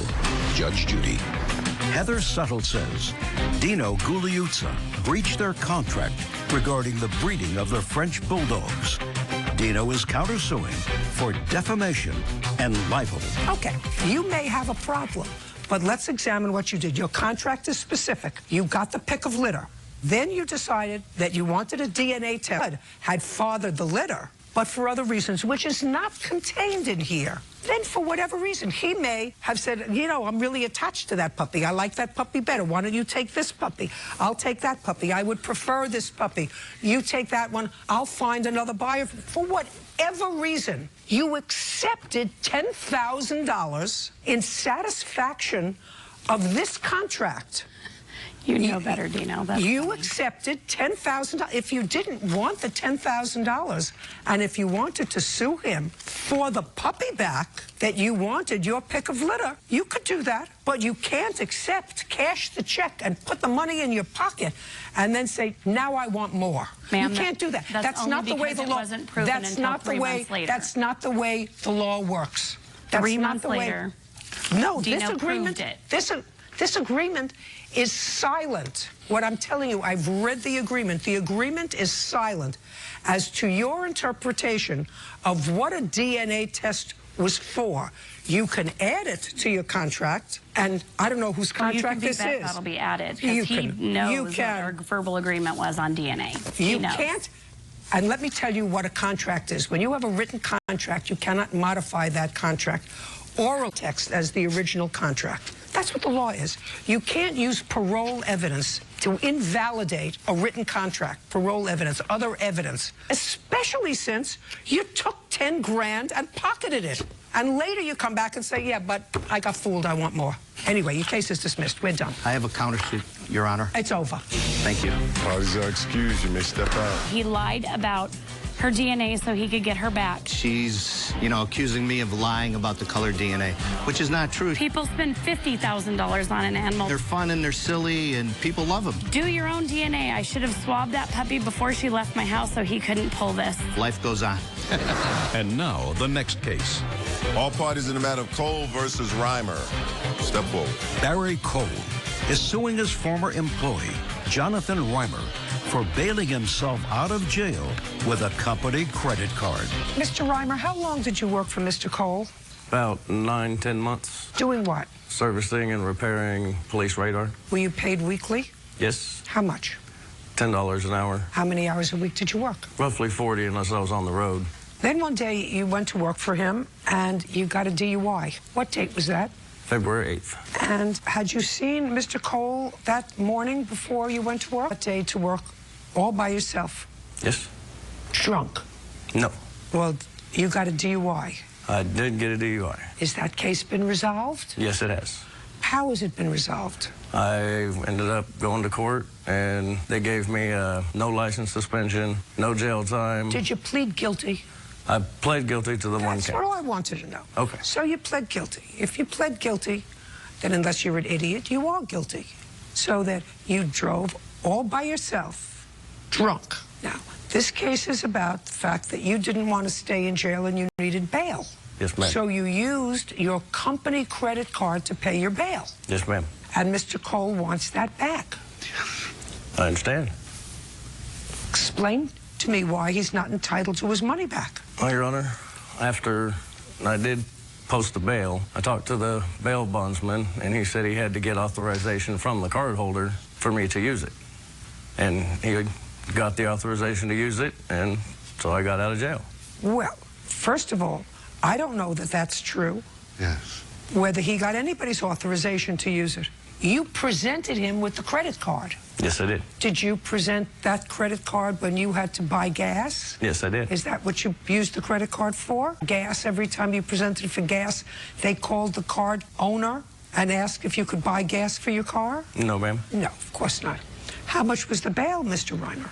The bail was $245, I believe, and then they had a $2,000 hold on it. How much did it cost you, sir? A total of $2,245. I'd like to see it. Yes, ma'am.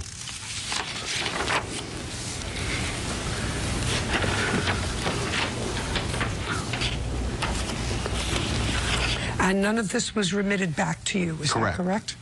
Now, Mr. Cole, I'm not considering any other part of your lawsuit.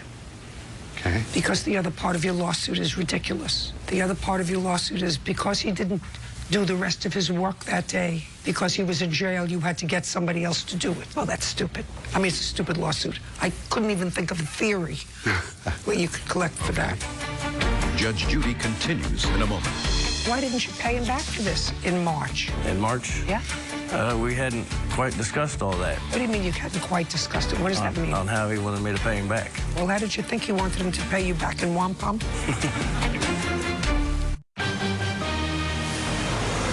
Real cases, real people. Judge Judy. Barry Cole says, forging his bail bond on a company credit card. Jonathan is countersuing for lost wages and bonus money. Okay, now you have a counterclaim. Yes, ma'am. I'm dying to hear it. When I ended up quitting the company, I'd worked 2 days, and I didn't get paid for those 2 days. Which 2 days? It was April 8th and 9th, I believe. You mean after this incident? Yes. Did you tell him? Well, he had to have gotten the credit card. Yes. You kept him on even after you got the credit card notification that he was DUI? Yes, ma'am. Why? Because I felt that that was giving him a second chance, and that would be a way for him to be able to pay back what he owed me. Did he ever pay you back anything? No. And then he didn't pay me for my bonus for when I was in Idaho as well. Cass, why didn't you pay him back for this in March? We hadn't quite discussed all that. What do you mean you hadn't quite discussed it? What does that mean? On how he wanted me to pay him back. Well, how did you think he wanted him to pay you back in wampum? Not quite sure. We never sat down and really talked about it. Why did you leave in April? There were scheduling conflicts, and he wasn't... What is scheduling conflicts? What does that mean? He was trying to send me out of town again, and I had my son's 13th birthday coming up, and my daughter's cheerleading competitions coming up, and he had known about this in March, to have those times with my children, and that he tried to send me out. You want to tell me what happened in April? Yes, ma'am. He was scheduled to go out. That was what he was hired for, and he knew he was hired for that. On the 6th, Jonathan just didn't show up for work. Actually, he showed up before I got in and just left all of his stuff and left. He didn't say anything to anybody, didn't give any reasons, any excuses. He just left. What happened on the 6th? Well, I asked him not to send me out in April because of those reasons, and he was going to send me out, and I couldn't do it. That was never discussed, Your Honor. Judgment for the plaintiff in the amount of $2,245. I have some evidence here showing he got some money back. He got some money back? Yes, ma'am. Oh, I'd like to see that. I'd like to see that. Judge Judy continues in a moment. Closed captioning sponsored by... Want justice? Go to judgejudy.com. Like us on Facebook and follow us on Twitter. Okay, well, that was very interesting because this says credit card return. That's 2 days ago. Yes. Well, if they posted that to his account, he wouldn't have gotten that. They just posted it as soon as the Idaho court let the bail bondsman know that I'd finished all my court dates. Oh. I was going to say, I didn't know that. Here you go. I'm going to show this to you just so that you'll... Ma'am. Okay. So what they are putting back on your card, sir, is $1,950 as of the 27th of May. Okay. Very good, Your Honor. Great. So your judgment, therefore, is $295. All right. Very good. Judgment for the plaintiff. We're done. Please excuse. You may step out. Judge Judy continues in a moment. And on the next Judge Judy. From business partners to enemies. I was forced to write that check by fear, intimidation, and threat. So you want me to tell you the whole story, Your Honor? I got the whole story. I figured it out myself. Judge Judy. I mean, I owe him for the bail money. First thing I knew about it was when the police department called me and said, we have your technician here drunk. I was having some fun at the club. I really never expected that out of him. Just a bad decision. And it was unfortunate that really it occurred. A bad judgment.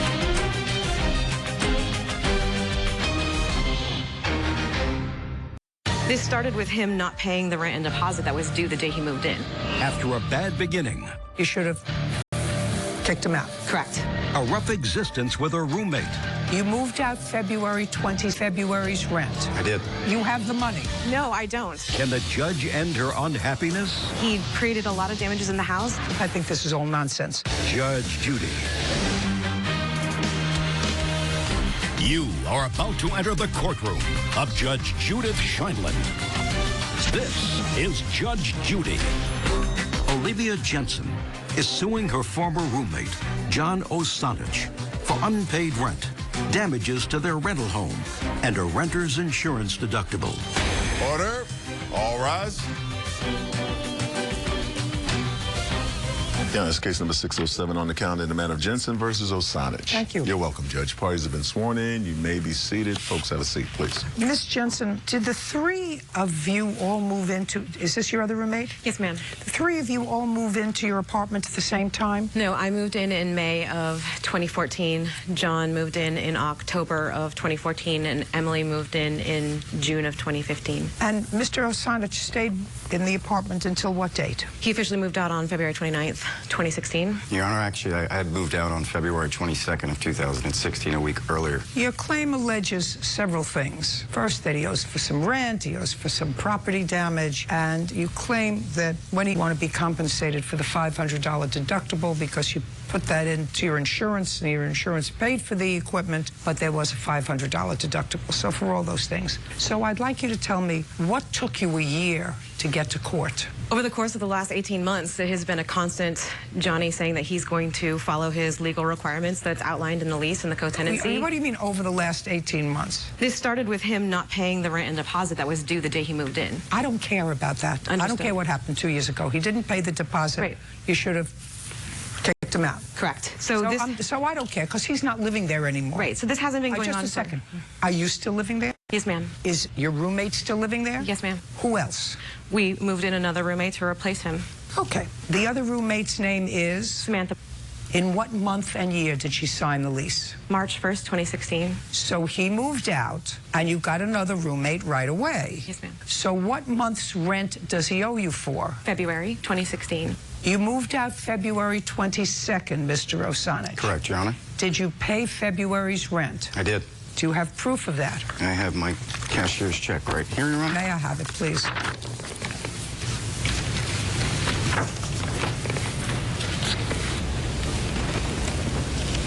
Well, I have $3.33. Correct.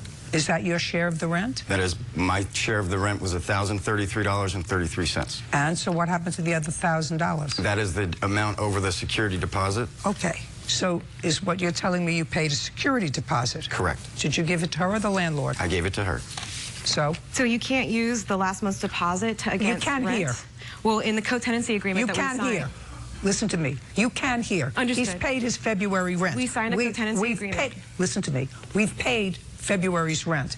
He's even on February's rent. We signed a co-tenancy agreement that says he can't use the deposit. I'm just telling you he used it. That's why you're here. He gave you $33 because he had given you a $1,000 security deposit, and it was the wrong thing for him to do.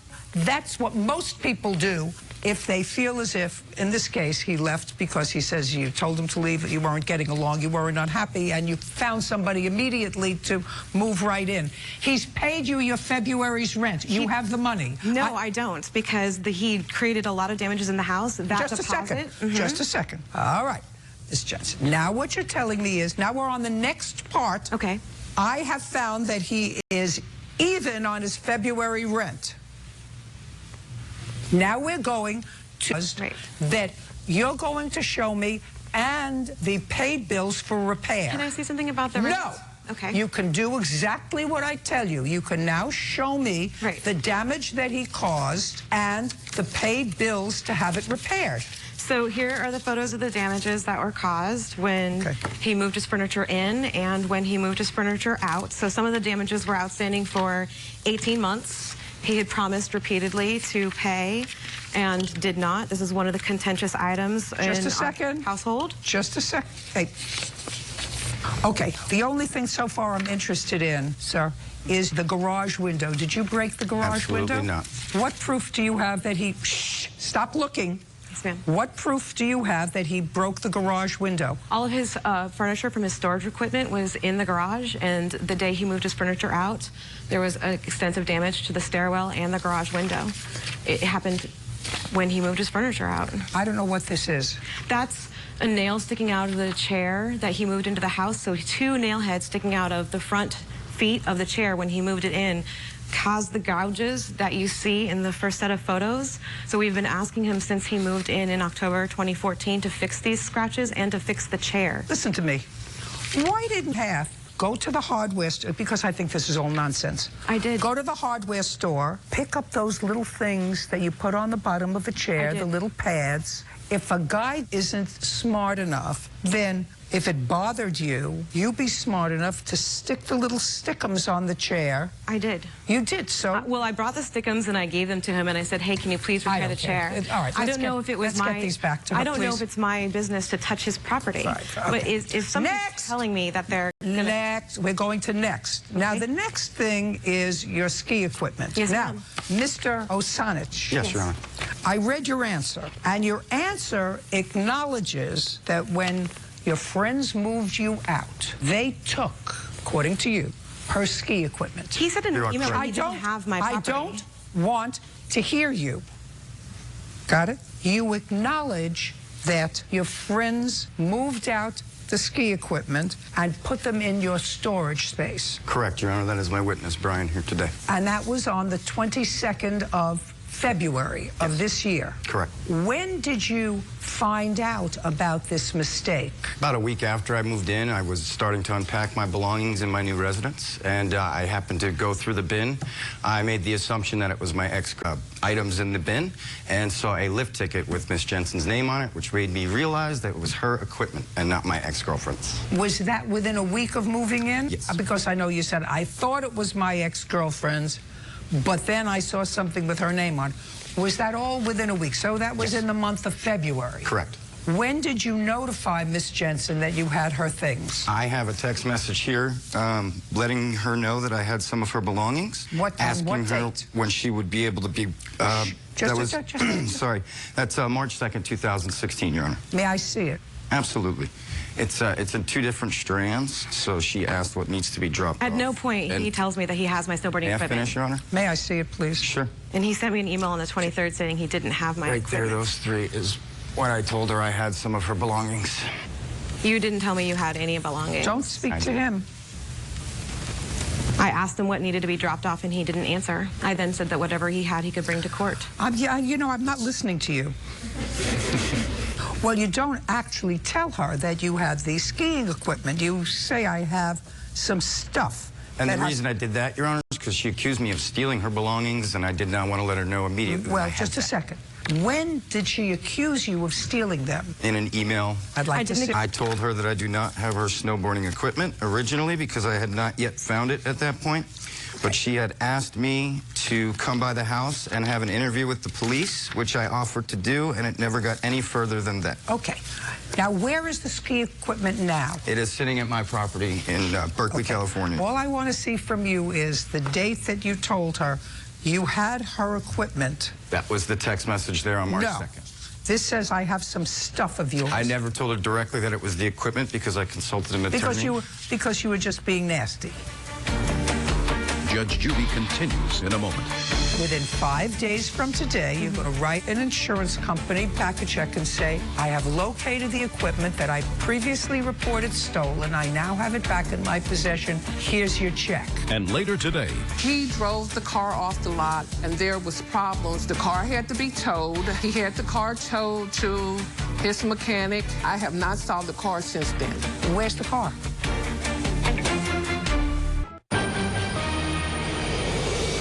real cases, real people. Judge Judy. Olivia Jensen says former roommate John Osanich owes for rent, property damage, and a renter's insurance deductible. Now, you got paid. Insurance. Just a second. What you are suing him for is the $500 deductible. Yes, ma'am. Right? Return the equipment to the insurance company. I have to. She's going to pick it up. She's going to return it to the insurance company because I'm getting my equipment back.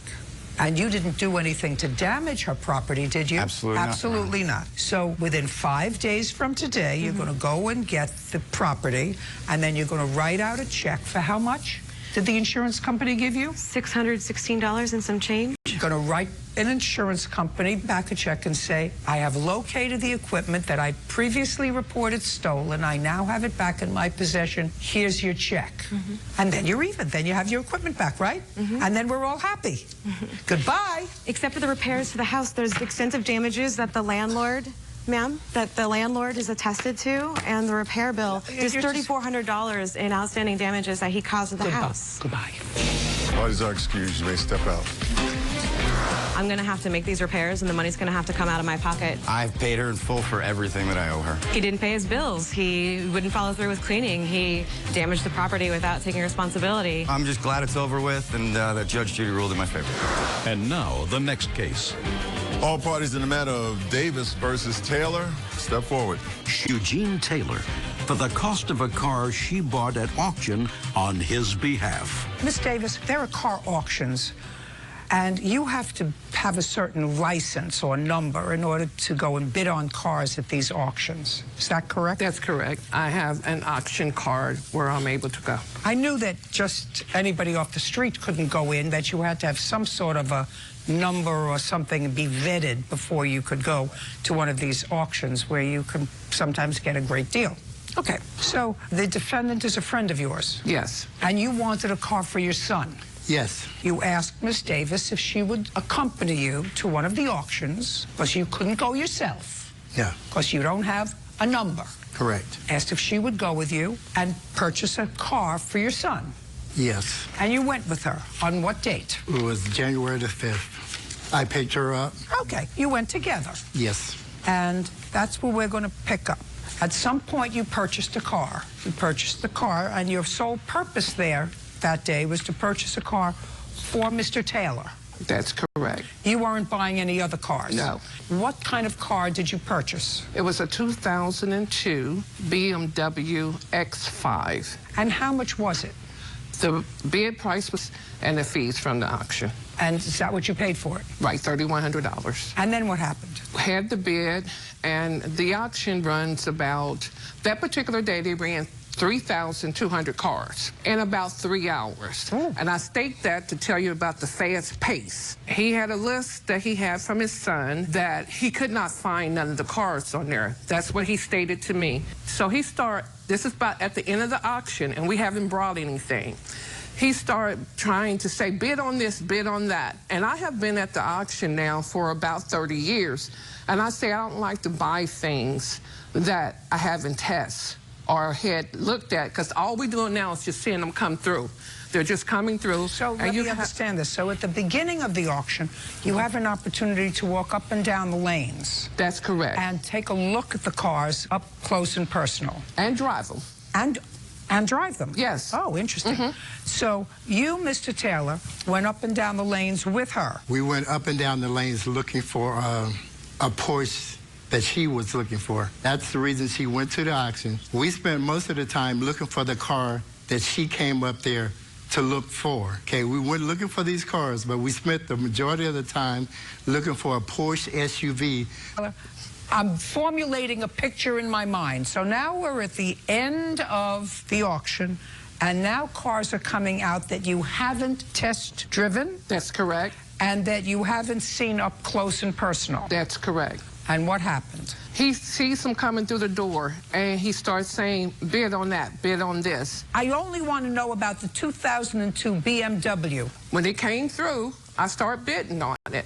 And because of the arena, I was on the side. Just a second. You started to bid on it. Why? Because he had told me to. He nodded his head when the car had came through. Show me how he did that. Okay. And how far was he standing away from you? As Bird is to me. Judge Judy continues in a moment. There's no question in my mind that you agreed to buy this car. I did not. I told her that $2,500 was the limit. Let's say she bought that car for $2,500. I would not want that car, period. I don't care, sir. Real cases, real people. Judge Judy. Sheila Davis says former friend Eugene Taylor owes for a car she bought at auction on his behalf. Okay, so you started to bid on it. That's correct. And then what happened? And that they'll call back to the person who's selling the car. It means that either they want more money or they'll take whatever you have bidded on. Or take the car back. Okay, and you paid $3,100. That's correct. And right after you got the car for $3,100 and they checked with, did you then see Mr. Taylor? We went to lunch and we discussed. Okay. And what did you discuss over lunch? We discussed what would happen if we got the bid. And I said, if we have the bid, we have to pay for it. He said to me, my son cannot afford the car. And I said to him, we will have to pay for it. We can decide what we need to do, meaning that I suggested that your son can drive it, then we'll sell it, and he can get something else. Well, what do you mean his son can't afford it? What was he supposed to spend for a car? He started off saying that he would spend $2,500. When we were sitting at lunch, it was agreed upon by him, this is exactly what he said to me, is that we will sell the car, we'll get your money, and I will give you $500 for bringing me up here. I said to him that I need my money because I knew that I was going to pay for the car because they don't take cash at the auction, and I was going to my credit union and get the money. I said at least half of it, or $2,000 back by Friday. He said, fine. Okay. When we drove off the lot, he drove the car off the lot. I drove his car, and there was problems when we came down 71. The car had to be towed. He had the car towed to his mechanic. Is that correct, Mr. Taylor? Yes. That's either a yes or a no. Yes. It was towed to your mechanic. Yes. Okay, go ahead. I have not saw the car since then. Where's the car? The car is at Butts Automotive.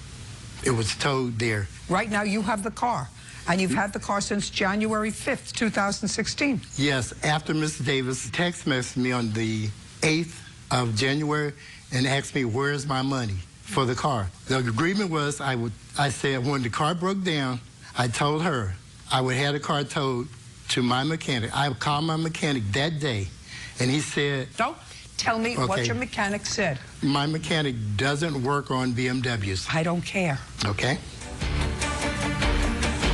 Judge Judy continues in a moment. Want justice? Go to judgejudy.com. Like us on Facebook and follow us on Twitter.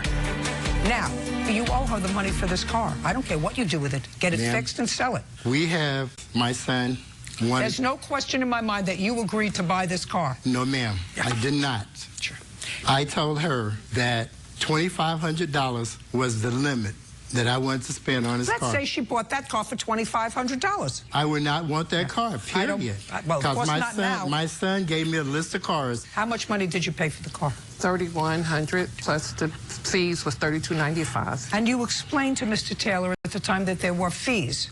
That's correct. What fees in addition to the $31? It's $195, and here go the auction paper. And that is no fees for me. That's the auction paper. Judge Judy, I have text messages from her, my son, the list of cars. I don't care, sir. You went there, you saw the car. I absolutely believe her that you told her to bid on it. You drove it home. It stopped running. You had it taken to your mechanic. You had your mechanic who didn't work on BMWs take it someplace else. You've had the car since January 5th. She bought the car not for herself. I have evidence of where the car is. Yeah, $3,295. Judgment for the plaintiff. We're done. Thank you. Judge Judy continues in a moment. And on the next Judge Judy. A teen relationship with a photo finish. Did you ever take sexy pictures of Faith? Yes, Your Honor. Listen, kid, that's a no-no. Judge Judy. I think justice was served. When she started bidding on this car, I'm thinking she's buying it for herself. I'll make sure that I got a real good understanding before I would take anybody else to the auction. She lied to the judge. I didn't tell her to bid on this car.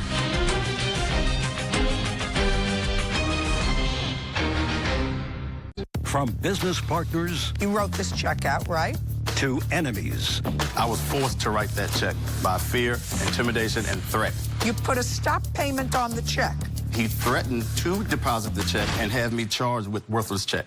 Now, the judge is feeling shortchanged. You didn't tell me the whole story. So you want me to tell you the whole story, Your Honor? I got the whole story. I figured it out myself. Judge Judy. You are about to enter the courtroom of Judge Judith Scheindlin. This is Judge Judy. Mustafa Al-Shamari is suing his former employee, Alton Staten, for a loan. Order. All rise. Quiet in the courtroom.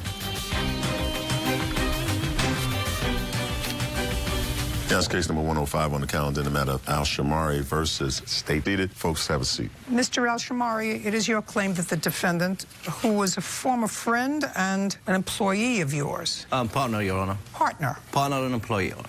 Owes you for the balance of a loan. $3,600, Your Honor. And he says the loan's been paid. And he's got a counterclaim because he says that you've been harassing him. Yes, That's ma'am. what we're here for. When was the loan and in what amount? The loan I paid him on March 2015, Your Honor. How much did you give him? $3,600, Your Honor. At that time, were you in partnership together? Yes, Your Honor. Tell me the nature of your partnership. Well, it started 2 years ago, Your Honor, and we started a trucking company business. And the first truck we bought, it was a Volvo.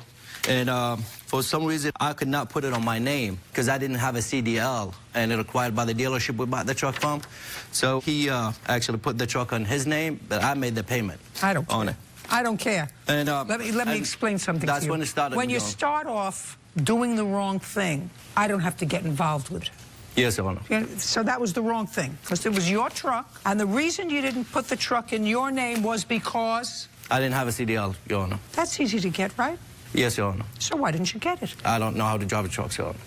And this is not my thing to drive a truck, Your Honor. That doesn't make any difference. It's a trucking company, Your Honor, but he's going to be the one who drive. I made this business. Listen, first of all, you start out telling me But this is not the loan, Your Honor. I've known Alton for a long time. He started working for me as an independent contractor. Correct, Your Honor. When I started my trucking company.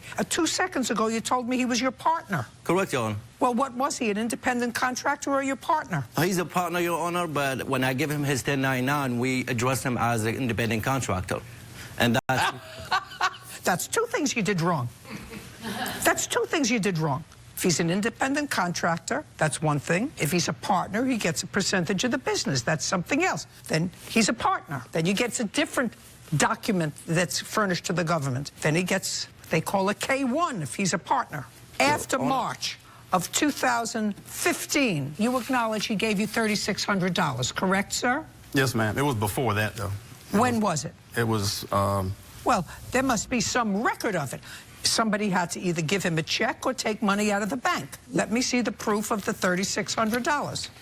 Your Honor, just wanted to finish what I tried to tell you. No, I don't want you to finish anything. I want to see proof that in March of 2015 you took money from a bank account or wrote him a check for $3,600.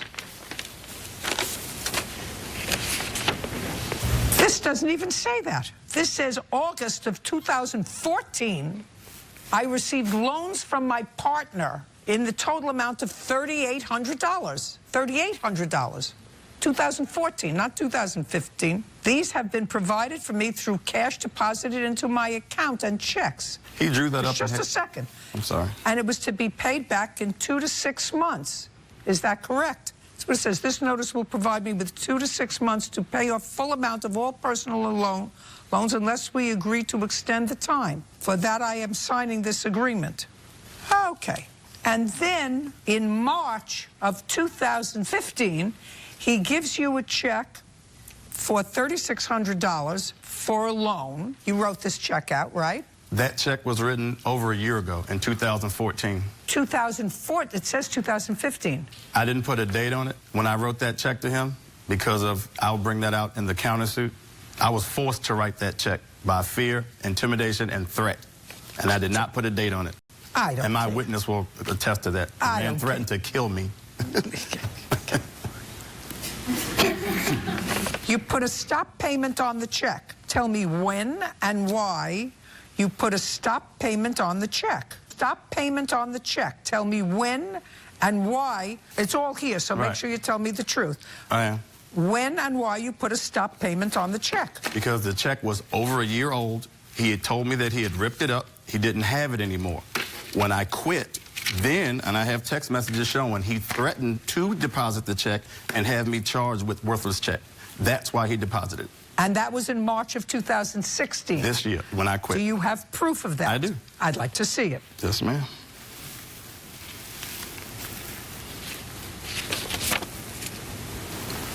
Right here.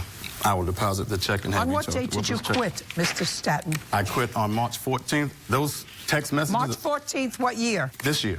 2016? Yes, ma'am. And 2 days later, he deposited this check? Right. That was Got written. it. Okay. Got it. And he deposited this check, and the date he or somebody wrote on this check was March 10th, 2015. So the check was a year old. According to him. According to you, it was a year old. Yes, ma'am. Yes, Your Honor. Okay.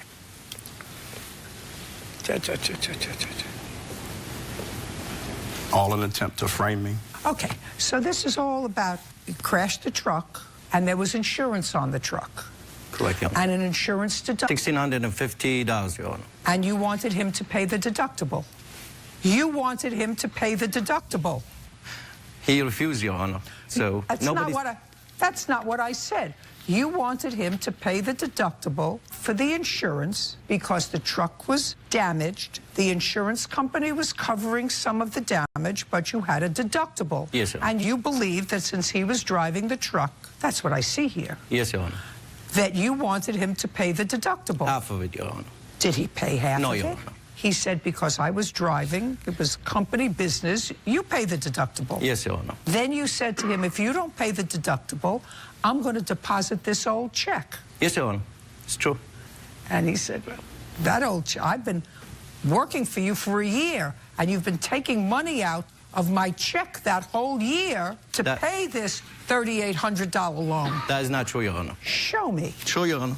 So far, you understand that I'm not believing your whole story. Sure, Your Honor. Because you didn't tell me the whole story. Right, I didn't know. You didn't tell me the whole story. Yes, Your Honor. We only get that when you scroll back to the other stuff. Okay.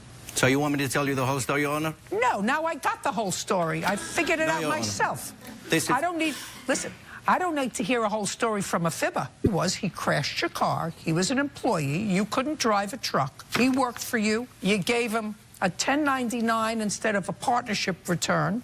Money was taken out because you say money was taken out of the check. But this is the fairy story that you wrote in your complaint. He needed to borrow money. He had an agreement where he promised to pay me back. He gave me a check in March 2015, but later put a stop payment on the check.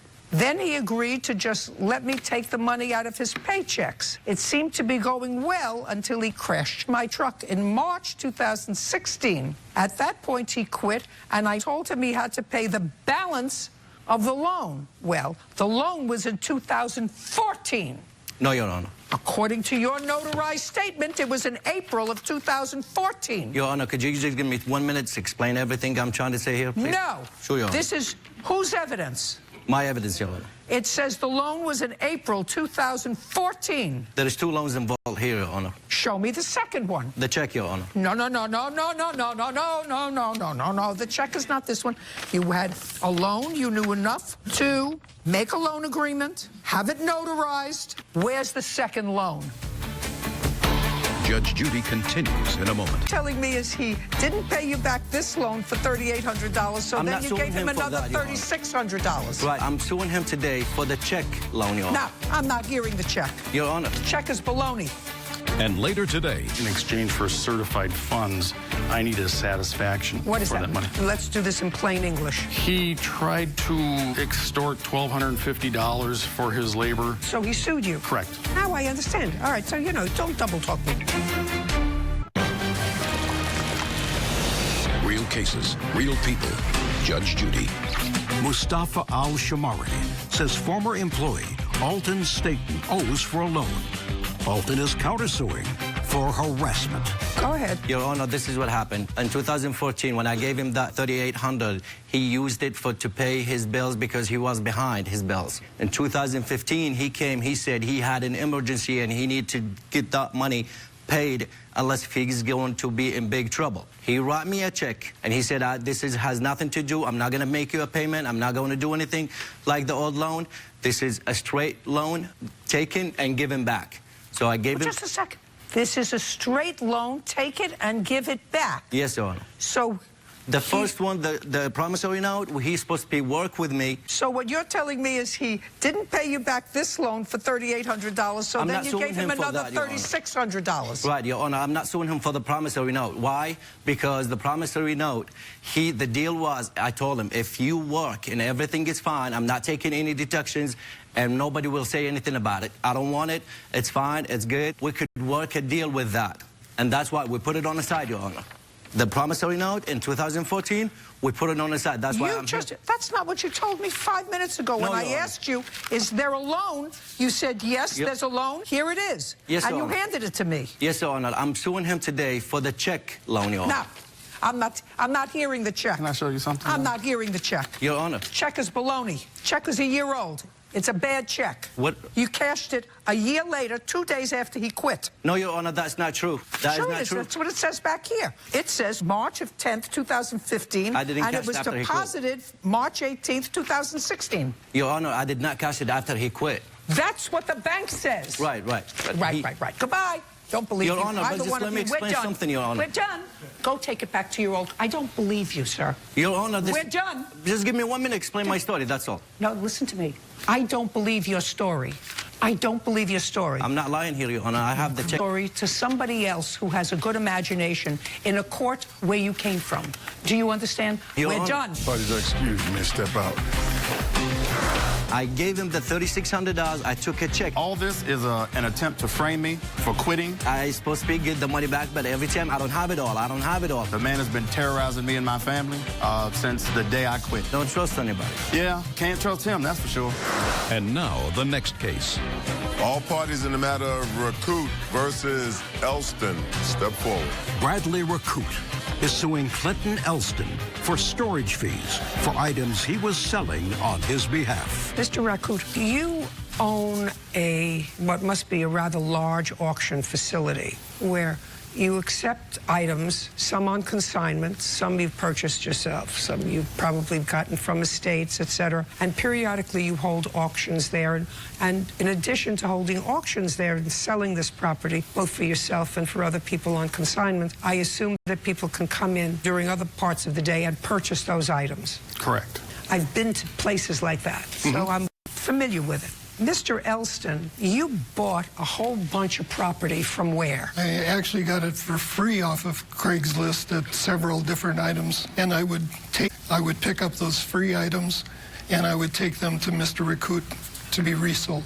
Okay, so you brought a bunch of stuff over to the plaintiff's premises. At some point, according to you, because this is what your lawsuit is about, you told him that you didn't want certain of his items on your premises any longer. The ones I didn't sell on his last auction. And when was the last auction? The last auction was closed 11/1/15, and he was verbally notified thereafterward to pick up his personal contents. Okay, and what was in that list? At the time, there was 4 hot tubs. He picked up 2. There was a pickup topper, an aquarium, numerous 4-inch. Did he pick up some of the stuff? He did. Okay, and what did you do with the stuff that you did in fact pick up after November 1st, 2015? I never picked up anything. Judge Judy continues in a moment. If you had spelled the word abandoned correctly, he may have been on notice that you considered the property abandoned. But since I figured out what you were saying only because I'm like a soothsayer, A-B-A-N-D-E-D is not abandoned property. Real cases, real people. Judge Judy. Bradley Rakoot is attempting to sell on consignment. Clinton is countersuing for the value of his belongings and harassment. Go ahead. There were 4 tubs, and he said, I got to come and get 2. I've got 2 of them sold. And that was after November 1st? Correct. Okay. Go ahead. Then he didn't respond, so my attorney told me to send him a certified letter considering it abandoned, and storage charges would start at that time. Well, let me see a copy of the letter and the receipt. There's a picture of the tubs.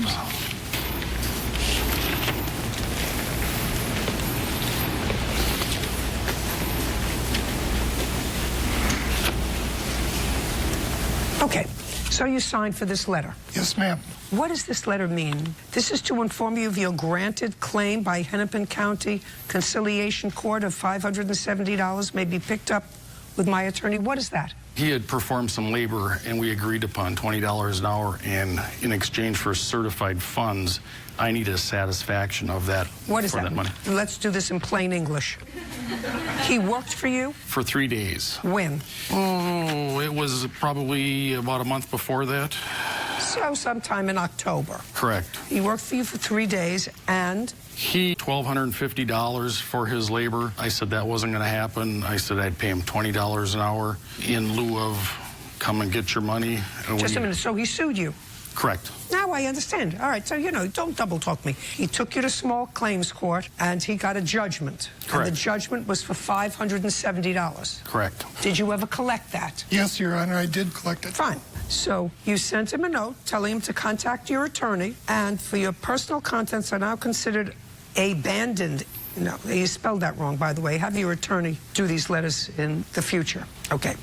So you sent him this letter in which you unilaterally determined that he should now, because he won his judgment against you, pay you storage fees for the stuff that remained on your property. No, there was many verbal conversations to come and get his stuff, and he's also, I have a letter here that he acknowledges that he wants to come and get his stuff. Okay, now I'd like to see the letter. This is the start.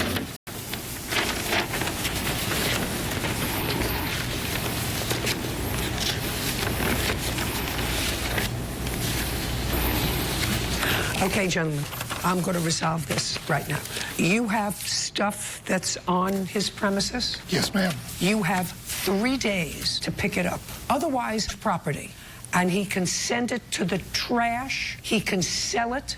He can do whatever he wants with it. But you have 3 days to pick it up. Now, I want you to tell me what you intend to pick up in the 3 days. I intend to pick up bed cover for a 2000 GMC pickup, a 70-gallon aquarium. What's next? Radial arm saw.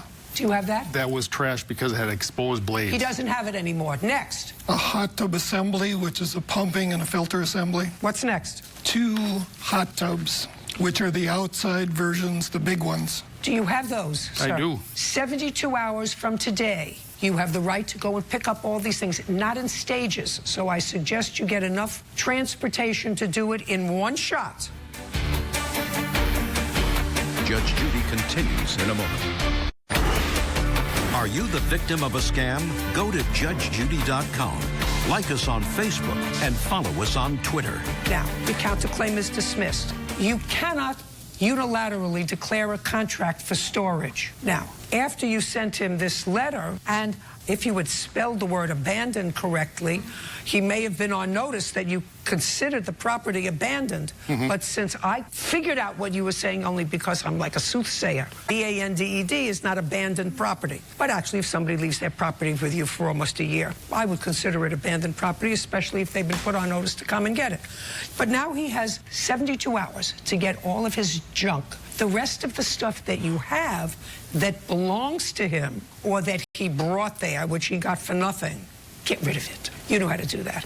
Get somebody to come in, get rid of it. We're done. Thank you very much. Parties are excused when they step out. Judge Judy continues in a moment. And on the next Judge Judy. Are you really angry with each other? I can't tell because she don't talk to me. I don't have to. Are alarm bells ringing for little sister? You want to take that call? Judge Judy. It's a shame that I have to take somebody to court to get them to come and get their stuff. Just happy that Judge Judy was here and able to make the decision. It could have been taken care of a long time ago. Make sure you've got a good signed contract.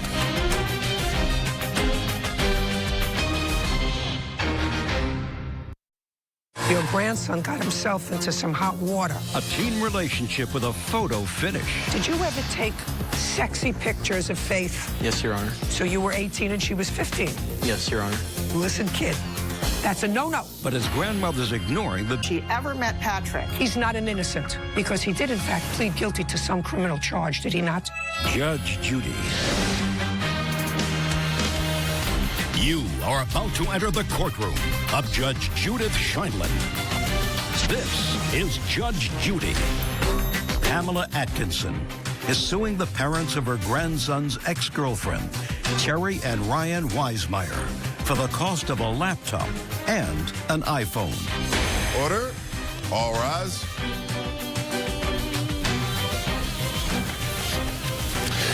Yeah, this is case number 63 on the calendar in the matter of Atkinson versus Wiesmeyer. Thank you. You're welcome. Parties have been sworn in. You may be seated. Folks, have a seat, huh?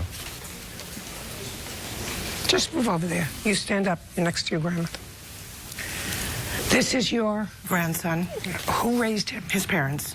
Where are they? They're not here. He lives with me. How long has he lived with you? Since last July. How old is he? 19. How far away from your house are his parents? 5 miles. Why wasn't he living with his parents? It's kind of a violent relationship in the home, and when he turned 18, he asked if he could come live with me so that I could help him and kind of take him out of the atmosphere that he lived with his father and his stepmother. Patrick's mother abandoned him. I don't need the whole story. I just need a little bit of background. Patrick, how old were you when you met this young lady? 17. And how old was she? She was 15 at the time. Where did you meet her? I believe it was a social dating app. Did you become a couple while you were living in your father's house? Yes. Did he approve of the relationship? He didn't really care either way. What caused you to move in with your grandmother? I always had feuds with my dad over dumb things, and one day it was a feud over the dog, and it just kind of erupted, and I just left and went to live with her. Okay. Now, while you were together, did you let Faith use a computer? Yes. Tell me about it. Something was going wrong with their computers, and she needed a computer to use to get her homework done, so I let her borrow my grandmother's computer just for a moment till she could fix her computer. Is that what happened? No. You want to tell me what happened? Well, my parents kept taking away my electronics, just, I guess, to put me back in my place, and he kept giving me devices, so one of those devices was the computer. Did he tell you where the computer came from? Yeah. What did he say? He said that it was his grandma's computer, and she didn't really use it, so I could have it. How long did you keep it? Till December. And what happened in December? Living expenses. Were you still dating Patrick at the time? No. Why didn't you give it back to him? Well, under my assumption, it was a gift. So if it's my property, if it's a gift that I have, then I assume that I can do whatever I want with it. Okay. Do you have a receipt for the computer? Yes, Your Honor. I'd like to take a look at it. Patrick, clearly your grandmother did not miss her computer. How many computers did your grandmother have? She had 2. The one that I gave... Just a second. So she had a new one and an old one? Yes. So you gave Faith the old one? Yes, I let her borrow it. You gave Faith the old one. So you bought this one in 2011, is that right? Yes, Your Honor. Now, do you have anything to show me what a computer that's now 5 years old and certainly outdated for you to use is worth? Just, I have that. Well, that's not helpful. If you don't have something from eBay, something from where else do they sell these things online? Craigslist. Use of Craigslist of what a 2011 MacBook Pro would sell for. That's still what I paid for it. I'm not giving you what you paid for it. And it was not her choice to sell it. You're absolutely correct. I have to find your damages. Your damages are not $26.72. I have one. I'll see it. Perfect. Because you have to understand, Miss Atkinson, between a boy and a girl, there are no lonesies. Do you understand? I mean, things went sour in this thing, and your grandson got himself into some hot water, which makes this situation all the more acute. But you don't know what he said to her. You know what he told you he said to her. And you don't know what she said to him. However, I believe that if they were no longer a couple, the right thing for her to do was to have returned this computer to him rather than sell it. That doesn't mean he didn't say to her, my grandma doesn't use this one anymore. She bought herself a new one, which sounds very much like what one of my 15-year-old grandchildren would say to a girl that they were fooling around with, if they fooled around. And Patrick did request... Your Honor, Patrick did request this computer back from the family. Listen to me. I don't care. What I said to you was, you don't know what he said to her when he gave it to her. But an 18-year-old who's telling his grandmother, the grandmother with whom he moved in because he didn't get along with his father, every time their mouth moves, they usually are telling a fib. That goes for her, too. Yes, Your Honor. Okay, this says an Apple mouse, $179. They have another one for $929. They have another one for $959. Okay, let's make this simple. I'm awarding you $900 for the computer. Now let's get on to the second thing, which I find actually slightly more interesting. Did you ever take sexy pictures of Faith? Look at me, not her. I am. You. Did you? Yes, it was back and forth.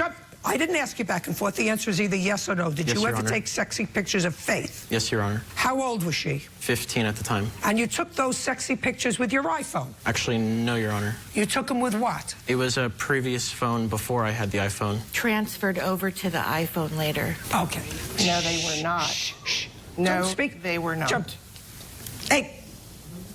And when you took these sexy photos of Faith, you were 17 and she was 15. No. I don't want to hear you. All right. Because otherwise I'm going to throw you out. Okay. You got it? All right. I was 18 at the time. So you were 18 and she was 15. Yes, Your Honor. That's a no-no. I don't care whether you took it with a Kodak brownie. Remember the Kodak I brownie? remember the Kodak brownie. That's a no-no. Now that we understand that you and I understand each other, somebody made a complaint to the police teenager on your phone. Yes, and the issue is... Yes, they did. And as a result of that, the phone was confiscated. Yes, the previous phone that wasn't stolen. Fine. Now I want you to tell me what happened with the new phone. Who, by the way, who bought you the new phone? My grandmother here. Now, did you tell your grandmother why the other phone got confiscated? Yes. And she still bought you another phone? I already had the phone when I told her it was a backup phone. The phone... Just a second. We're getting better now. What does that mean, a backup? Which phone are we talking about? Listen to me. I don't want to hear you. I'm 73 years old. I run a very big business. I have one phone. Now, Bird does very well. He not only runs this part of his life, he has a charity part of his life, he has a social part of his life. Do you have a backup phone? I do not. And your 18-year-old grandson just told me he had a backup phone. What? I'd just like to say that the phone with the sexy pictures on them, I had that phone over summer, and then she bought me a new phone, which was the iPhone, and I forgot all about the... So you had both phones? Yes, I had both phones. Just a second. So if you had both phones, listen, kid, the first thing that somebody does when they get a new iPhone is they transfer all their pictures. It wasn't That's the first thing that they do, or about the phone. I want you to tell me about the kerfuffle that you had with her with the phone. That's part of the second lawsuit, which is her lawsuit against you for false arrest for stealing the iPhone. I'll take that one now, Sure. Everybody can stay in their own place. So you're suing for the iPhone. Now you're going to tell me what happened with the iPhone after the police confiscated the phone, because now you're no longer together. Well, I'm trying to say that I had the iPhone this entire time. The police took the previous phone, the Android, so I still had the iPhone.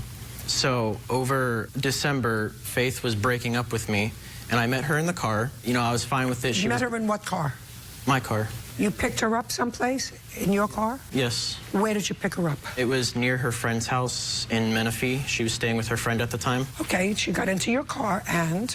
We did the whole sob story, breaking up deal, and right before I was about to leave, because I had class, she asked to use my phone because she said her mother was sick in the hospital and she needed to contact her. So I let her borrow my phone. She stepped out of the car and she kind of walked behind a building, and it was nighttime. And I waited 5 minutes, and when she didn't return, I knew something was up. So I stepped out of the car and looked for her. She was nowhere to be seen. And I didn't hear from her again until about January. I'll hear the story. Make it a better one than the first one. Do you understand? Yeah. Because, you see, boys do things sometimes when they're teenagers. They do maybe a little bit stupid, but they're cunning, like selling the computer. So what I want to hear is your version of this story that makes sense to me. Well, he picked us up, or my friend and I, and drove us to a park near her house. And I asked my friend to step out of the car so we got privacy.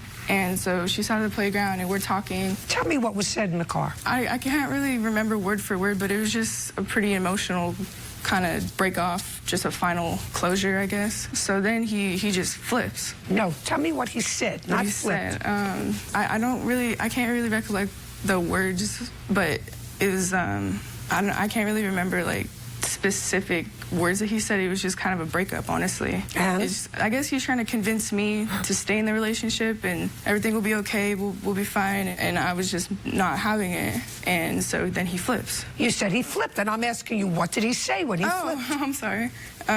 He pulled out his phone and he started going through a file of all the pictures and videos. So then he blackmails me. He said... No. He was going through the phone with pictures and videos of you that he had taken. Yes. Is there proof of this? Yes.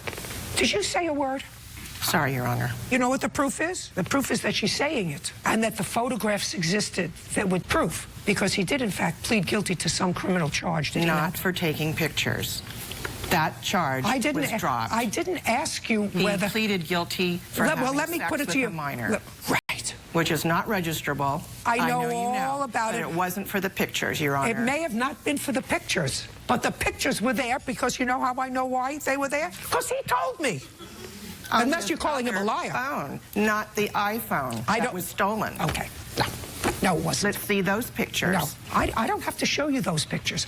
I just have to know teenagers, and I have to know that when you get a second phone, the first thing you do is you transfer your pictures. That's the first thing that you do. And there is no question in my mind that at some moment when all this was going on, there was a suggestion. I don't say it was blackmail, but there was a suggestion that he had these pictures because he's 18 and stupid. And had the first phone been taken already? Yes. So the first phone was taken by the police. So how could they be transferred? No. He had them both at the same time for a while. That's what he just told me. Judge Judy continues in a moment. I'm going to take the $900 and toss I'm sorry, it. Your Honor. Do you understand? Yes, Your Honor. He's not an innocent. I just want to show that I don't care what you want. Real cases, real people. Judge Judy. Pamela Atkinson says the parents of her grandson's ex-girlfriend, Terry and Ryan Wisemeyer, owe for a laptop and an iPhone. Now, he had them both for the same time. Then let's see what was transferred. Just a second. They don't have to show you anything. They have to prove that he did this. No, just a second. I have to determine whether he did it. You say he didn't. Show me that they did, and I'm putting myself in the car. You don't like to be in the car. I'm putting myself in the car. And that's what somebody who is hurt would do. And I know he transferred those pictures. And don't say let them prove it, because they don't have to prove something that I already know. Because I know Patrick.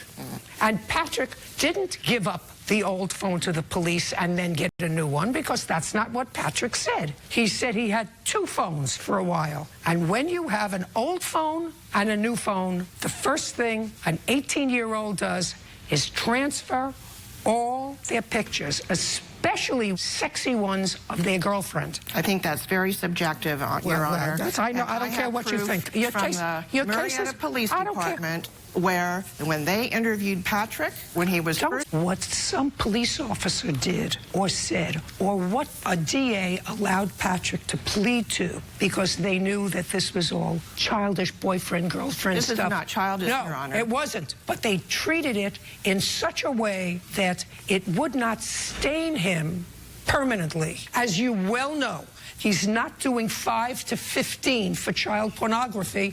They said, what you did was the wrong thing to do. Don't do it again. And you have to plead guilty, which he did, of something of a minor, endangering a minor, whatever. Your Honor, I would also like to throw out here evidence from the Marietta Police Department's report where the family wants to make Patrick look as though he sexualized their daughter. Oh, he did not. Listen, Miss Atkins, there are twofold issues in this case. One, whether you're entitled to money for your computer. And I've already determined that you are. That despite the fact that he gave, loaned, whatever, the computer, when the relationship is over, what she should have done is not sell it. What she should have done was return it to him. And for that, I am awarding you a mean figure of what I see of $900. The second thing has to do with the phone. And you say it was a phone that you bought for him and that she ran away with. I don't believe his story. Let's start out with that. Now, when she took the phone, now she had possession of it. Did she tell you about it the same day? Just look at me. Did she tell you that she had the phone the same day?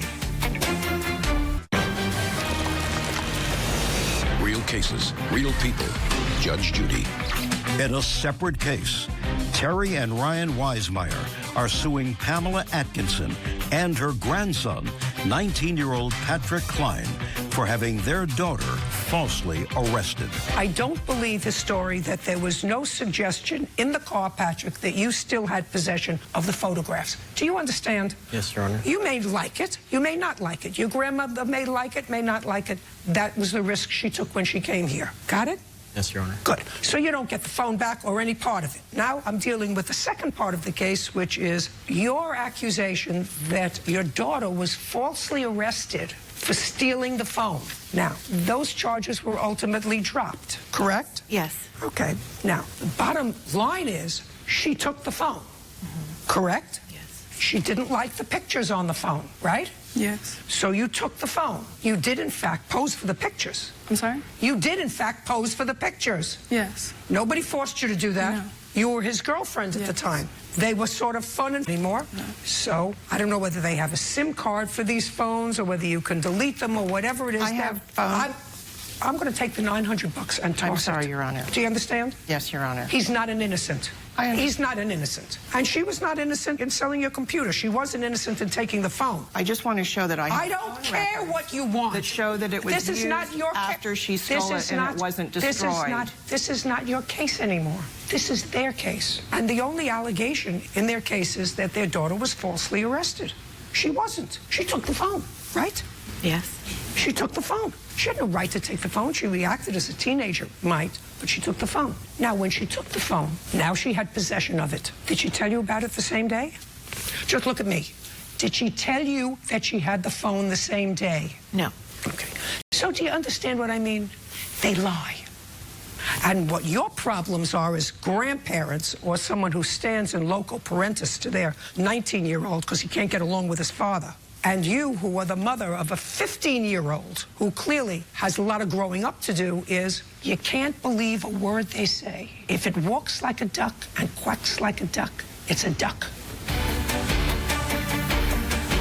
Judge Judy continues in a moment. Like us on Facebook and follow us on Twitter.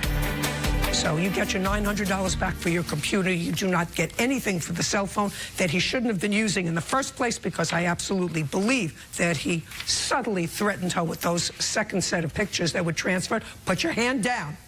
And your case for false arrest is dismissed because she did, in fact, take the phone. We're done. Parties are excused. You may step out. Judge Judy continues in a moment. And on the next Judge Judy. He had two adults who both had drinking problems, a terrible mixture. Drinking buddies in a sobering fight. You knew he had a drinking problem. What are you doing hanging around somebody with a drinking problem? Probably not the best choice. Judge Judy. We called the police, and the police called Faith about the phone, and she admitted to still having it. I don't know how it still existed when it's cracked, smashed, bent, and in the trash can. And she said she destroyed it, but our phone records show there are still calls being made after she supposedly destroyed it. They're just trying to get anything they can to bring my parents down. I currently have a restraining order, so I'm not allowed to have anything to do with her, not that I would want to. It's kind of a retaliation, vengeful.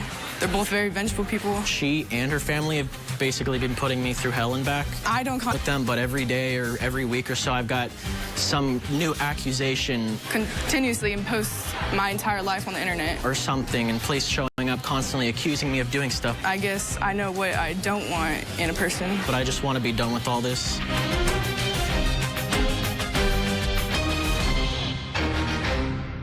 Are you really angry with each other? I can't tell because she don't talk to me. I don't have to. A big sister tired of getting the silent treatment. You got along pretty well because you went away on a trip together. The incident taking place from Vegas, everything went haywire. She didn't pay, but she was supposed to pay. Are alarm bells ringing for little sister? You want to take that call? Judge Judy. You are about to enter the courtroom of Judge Judith Scheindlin. This is Judge Judy. Tatiana Barnes is suing her sister, 24-year-old Brittany Williams, for an unpaid loan and damages to a rental car. Order. All rise.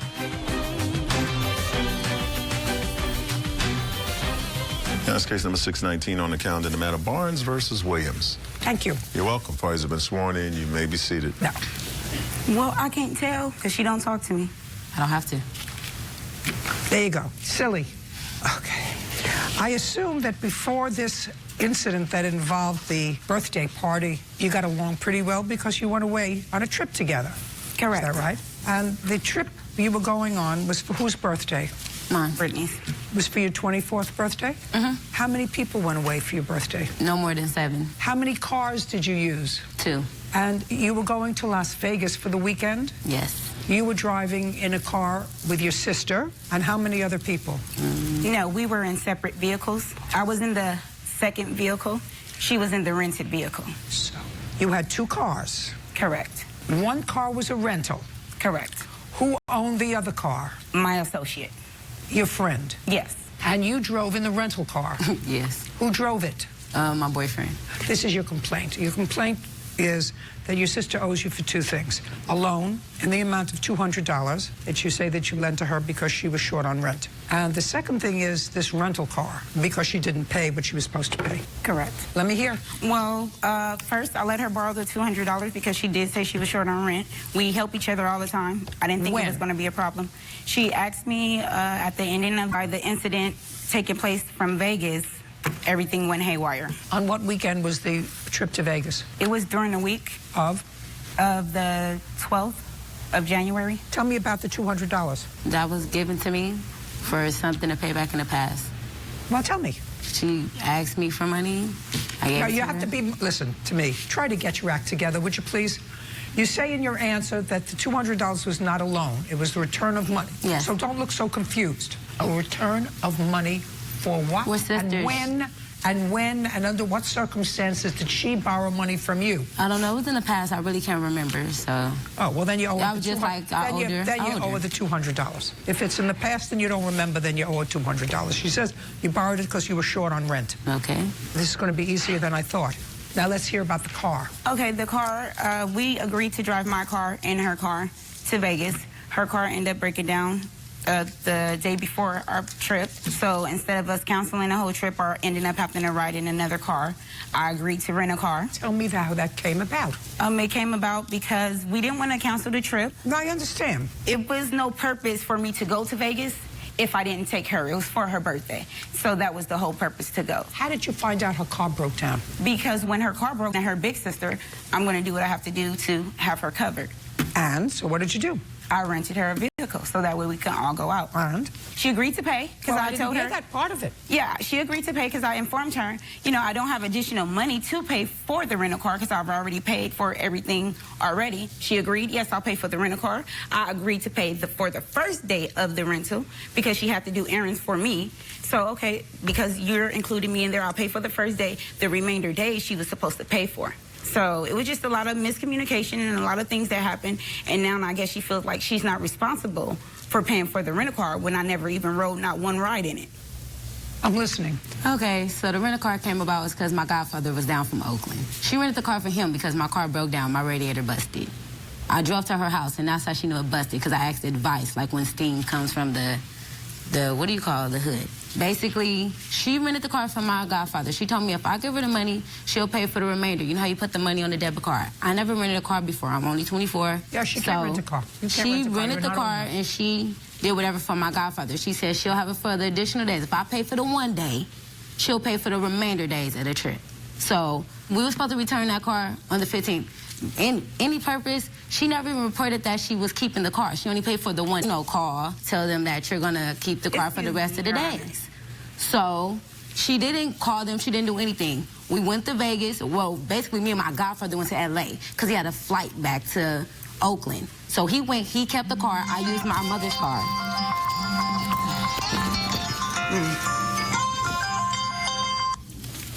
So cute. You want to take that call?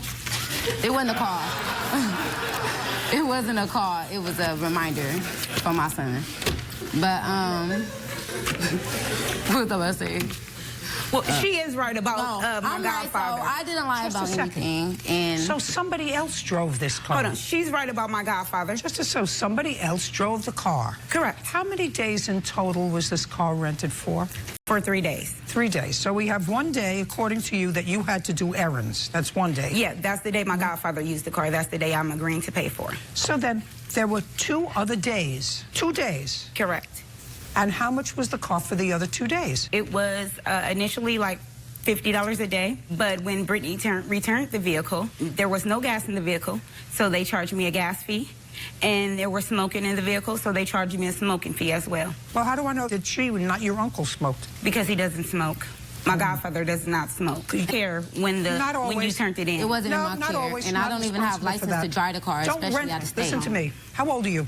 I am 30 years old. Okay, you know that you're not allowed to rent a car in most jurisdictions unless you're how old? 25? So in effect, what you did was you rented a car for her, which you're not supposed to do. You do know that. Yeah, correct. She was on there as an authorized driver. She had a permit at the time of the rental. No, I have my permit. But my point is, I know you can't use that in another state. I never drove that car. You drove that car because you left us at grandma's house and was going in that car. So I never drove it. I gassed the car the whole entire time. I actually don't. I don't smoke, so. Okay, who drove, listen to me. Who drove the car from Vegas back to where you live? My boyfriend. And you were with him? Yes, ma'am. Who else was with you in the car? Our god sister and his cousin. Okay. And you actually had a car to go to, so you weren't stranded there because you didn't come with her. You came with other people in another car. Well, we all rode together as a group. No, you can't drive together in a group in 2 different cars. I read your papers, so they were sort of misleading. It suggested to me that she dumped you there and you had no way of getting home. But well, that's not technically the case. she did, because I heard of some incidents that took place in the vehicle the night before. So I had, by me renting the vehicle, felt some type of way. It went in my name. I was responsible for it, to drive that car straight back to Palmdale, where we had picked it up. That sounds like a lie, because you told her to drive. That's why she's in the car. That's a lie. Who cares? Okay, she owes you $200, and that's for the loan. Judgment for the plaintiff in the amount of $200. We're done. Thank you. Parties are excused. You may step out. I got judgment. That's all I was hoping for. She did things like this before in the past. We don't talk anymore. She's a control freak. Because she doesn't talk to me. She moved forward with her life, and she do great. And I go on with mine, and I do great. And now, the next case. All parties in the matter of Potter versus Sheehan. Step forward. 24-year-old Amber Potter is suing neighbor Jamie Sheehan for vet bills after her Pomeranian puppy was injured while in Jamie's care. Miss Potter, that's a very cute little puppy. Thank you, Your Honor. Have you ever had a dog before? Yes, Your Honor. When? It was about when I was 14 when I got my last dog. And how old are you now? 24. You have children? Yes, Your Honor. How many? 2. How old are they? 2 and 5. And the defendant is a neighbor of yours? Yes, ma'am. And a friend. You asked her to babysit for your 2- and 5-year-old. Yes, Your Honor. She came over to your house. Yes, Your Honor. And she has children. Yes, Your Honor. And how many children do you have? I have 1. How old is your child? 6. So the 5- and 6-year-olds play together? Yes. Great. And they're friends? Yes. So you brought so that you could watch the 2-year-old, 5-year-old, and the 5- and 6-year-olds would play together? Yes. Right? And you're all friends. And when did you get the puppy? About Not 6 about. weeks Give me ago. the date that you got the puppy, Miss Potter. Okay. 6 weeks ago. How old was he when you got him? 9 weeks. What happened was the children were all playing. The 5- and 6-year-old, I assume, were playing when you were babysitting? Yes, Your Honor. Where were they playing? They were playing in the little girl's room. And the puppy was there? Puppy must have been there. Yeah. And where was the 2-year-old? He was sleeping. So it was just the 2 little girls, your daughter and her daughter. Yes, Your Honor. Great. And the puppy was probably, because you figured this out after a little bit, the puppy was playing. They put the puppy on the bed. The puppy fell off the bed and broke its leg, right? Yes, Your Honor. And you want her to be responsible for that, for the vet bills? At least half. Why? Judge Judy continues in a moment. I have a puppy right in the back, and I have grandchildren who are 5 and 6 years old, 4, 5, and 6 years old, and I want to tell you, I love them. I would not let them touch my puppy. And later today, You had your right blinker on, plaintiff went around you, and then you changed your mind to make a left turn, and there's a collision. Yes, ma'am. real Real cases, real people. Judge Judy. Amber Potter says neighbor Jamie Sheehan is responsible for injuries to her Pomeranian puppy. Now, if you have a 2-year-old and a 5-year-old and a 6-year-old and you're going out, you put the puppy in a crate. Little children don't know how to take care of puppies. They pick them up, they drop them, the puppies squirm. I have a puppy right in the back, and I have grandchildren who are 5 and 6 years old, who are 4, 5, and 6 years old, and I want to say I love them. I would not let them touch my puppy. Because if they pick it up, the puppy squirms. They don't mean any harm. They're not intelligent enough to know if the puppy falls on the floor, it's not like a little doll. It's your puppy. You take care of it. Yes, I do take care of him. Well, evidently not. My daughter does know right from wrong, not to bring the puppy up onto the bunk Your bed. puppy, your vet bill. Take care of it. Next time you want somebody to do you a favor and come in to babysit in your house, take care of the puppy. Lock the puppy in a bathroom when there are 2 little children around, because you can't trust a 5-year-old and a 6-year-old around a 9-week-old puppy. Can't trust them. Not that they mean to do them any harm. They don't pick them up and wring their leg. They pick them up, they put doll's clothes on them, they cover them with a blanket, they do whatever they do. They play house with them. And you would know the dog would be in the bedroom. The kids would not put the puppy up onto the bunk bed. We're done here. Thank you. Good. Parties are excused. You may step out.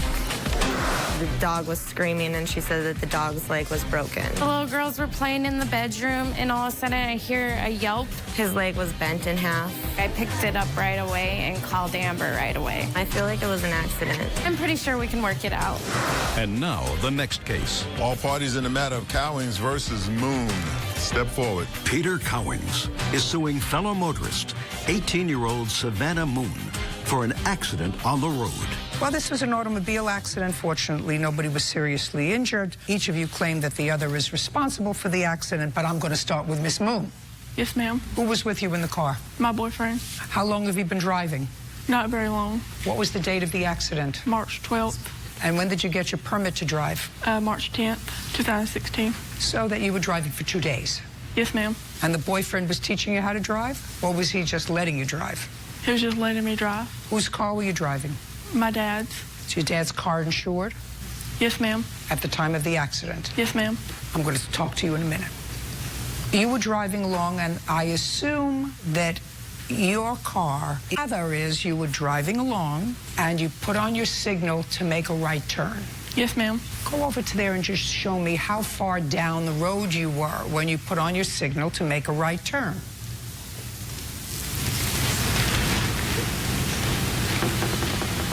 So, reasonable distance before the turn, and the plaintiff's car was behind yours. Yes, ma'am. Okay. But at some point, your boyfriend told you that you were making the wrong turn. You shouldn't make a right turn, you should make a left turn. Yes, ma'am. So with your right blinker on, when you reached the corner, you made a left turn. Yes, ma'am. And that's how the accident happened. Because you had your right blinker on, you were going to make a right turn, plaintiff went around you. Yes, ma'am. And then you changed your mind to make a left turn, and there's a collision. Yes, ma'am. Whose fault is that? I don't know. I don't. Whose do you think? Judge Judy continues in a moment.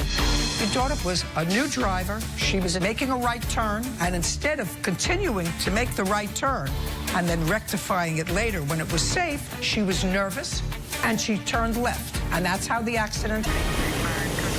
Real cases, real people. Judge Judy. Peter Cowing says fellow motorist Savannah Moon was at fault for an accident on the road. Savannah is countersuing, also for car damage. Now, whose do you think? Oh, it was a double-lined, and... Double-line is not supposed to protect you from the car going in the same direction. You're going in the same direction. Did I pretty much sum up exactly what happened? You said it. I mean, usually when I make a wrong turn, I just go ahead and turn off and make a U-turn or wherever, pull in a parking lot or whatever, you know. I don't do that. No, I don't. I don't. She has you across the double line. Were you across the double line? She was actually driving. I'm the owner of the car. So basically, Yeah. Yes, I was the driver. Okay. Okay, I'm going to go and just demonstrate what's going on. Okay. This is me right here, and that's her, the D. So what happened was she was driving and had she to started to make a right turn. She's making the right, yes ma'am, she's making the right turn, and once she made the right turn, went around her too. So she made the right, and she ended up hitting me right there. Okay. Yeah. And I have pictures and of you that. I'd like to see them. You have insurance on your car? I do, full coverage. Stand up, sir. And You Judge. have insurance on your car? Yes, ma'am. It's just liability, but I didn't have her on my insurance at the time. I didn't have her on my insurance at the time. So that's why we're here. Yeah. Because you were letting her drive the car and she wasn't insured on your policy. Got it. Now, we're going to take a look at some of the pictures. Oh, the pictures. Mr. Cowan. The pictures. Well, it's all the evidence. Well, let me ask you this question, Mr. Cowan. And one more. You said you had insurance, full coverage. Yes, ma'am. You had collision as well? Yes, ma'am. So did the insurance cover your car? Basically, I was trying to go through hers. Through her insurance, and they denied me. Right. They denied me. So did you go through your insurance? Yes, I did. And what happened? Basically, I'm still at a loss because they paid the car off. I don't owe anything on that, but it's still I have to have a car. I have to get to work. You know, I've been catching the trolley to work. Well, I understand. I mean, this is a 2007 car, and you were paid. You had a loan on the car. I hadn't had it long. And how much was your note? You know. So the car was free and clear. Pretty much. The car was free and clear. So you don't want to pay for the car. Well. Okay, Bert. You want to look up, please, a 2007 Nissan Maxima. Your counterclaim's dismissed, by the way. It was your fault. Judge Judy continues in a moment. Want justice? Go to judgejudy.com. Like us on Facebook and follow us on Twitter. Now, you let somebody who wasn't responsible and covered on your insurance drive your car. Otherwise, your insurance would have paid for this. May I speak? No. $65.50. Now you can speak. Well, there's actually a car behind her. Just a second. Were you driving with her? No, ma'am, but I'm not interested. Not interested. Not interested. But it shows right here. Not interested. Yeah. Your daughter was a new driver. She was driving your car, which she wasn't permitted to drive, and you allowed her to drive it. She was making a right turn, and her boyfriend said, no, don't go this way, go the other way. And instead of continuing to make the right turn and then rectifying it later when it was safe, she was nervous, and she turned left. And that's how the accident happened. And that's what he's going to get, because that's the value of his car. He can't replace this car. His car is valued at $6,500. That's all, Judge, for the plaintiff. Thank you. Thank you, Judge. Parties are excused. really not my fault, but okay. Judge Judy continues in a moment. And on the next Judge Judy. Paying for his misdeeds cost her plenty. I originally was going to pay the bill, and she offered to pay the bill. That sounds stupid. I agree. Why would you make up such a stupid story? Judge Judy. Like, I know it wasn't my fault because she crossed a double line. I'm very, very, very, very pleased. She passed the lady that was behind me and hit me. There was no other car. He kept on telling me, like, go this way and then go the other way. Justice has been served for today. I learned not to listen to him. Friend or no friend, like, don't let nobody drive your car. I'm glad it's finally done. I'm ready to get out of here. Do the right thing.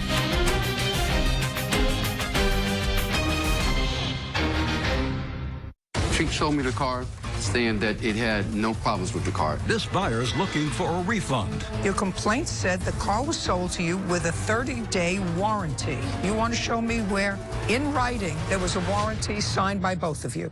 But should he have paid for it first? You repossessed it because? Because he didn't make payments to the car. Well, okay. Judge Judy. You are about to enter the courtroom of Judge.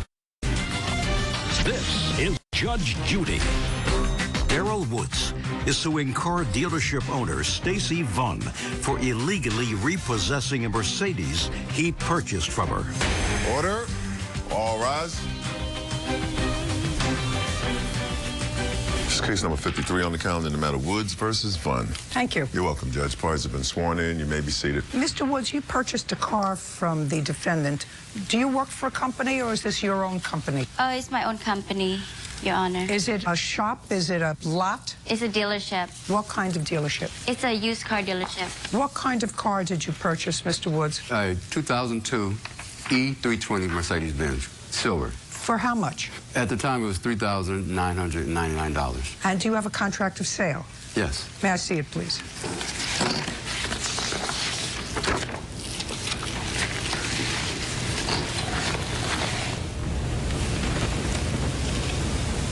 It says that the purchase price was $3,500. Yes, but she said it was $39. That means it says the purchase of the car was $3,500. Some of these numbers, of course, these are bad copies. Do you have a... I do have the original. May I take a look at the original, please?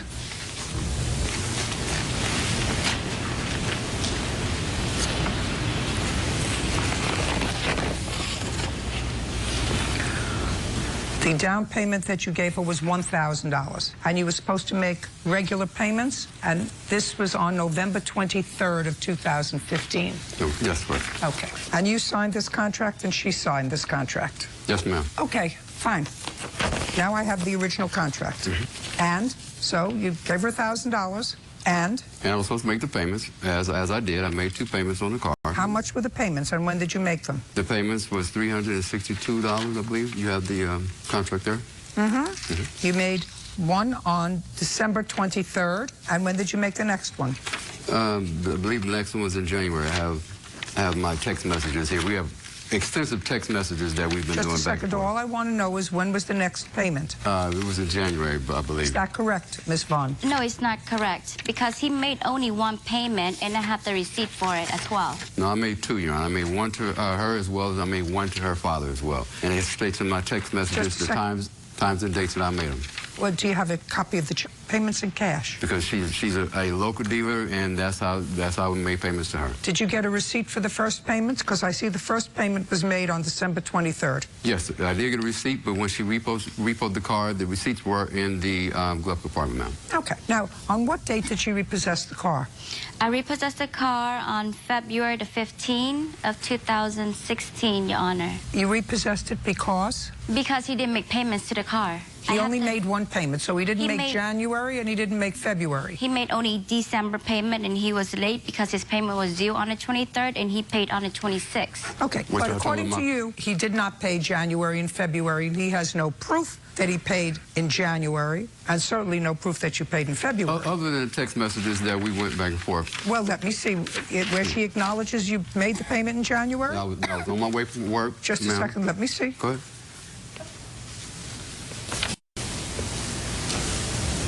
Where does this say that you made a payment in January? It said the payments, those text messages are saying that I was on my way from work to make the payment to her. Well, that's what you say. On the time. That's what you say, but that's not what the text message says. There's no acknowledgement that you made a payment at all. Well, okay. You said, I'm at the shop. Is your dad there? I'm on my way. Don't leave. Never paid it. Well, I paid it to her father. All right, well, she says you didn't. Okay. January and February. She repossessed the car in February. If you paid December and January, sir, she wouldn't have repossessed the car in February on the 15th of February. That's not true. Okay, so she repossessed the car for not payment. What's your problem? My problem is that she showed me the car saying that it had no problems with the car. All you have to do is show me that in this contract. Where there is a warranty. There's a warranty, a 50-50 warranty, Just right. a second. Just show me in this contract. There's none in the contract. Well, that's the contract. In the warranty right here, it says that anything that be done is 50-50. Just a second. Let me see what you're talking about. I read your complaint. Your complaint said the car was sold to you with a 30-day warranty. This is the contract. The contract specifically says how this contract can be changed, and you initialed it. And it says this contract contains the entire agreement between you and us relating to this contract. Any change to the contract must be in writing, and both you and we must sign it. No oral changes are binding. So you initialed this. Now, you want to show me where, in writing, there was a warranty signed by both of you. I'd like to have it.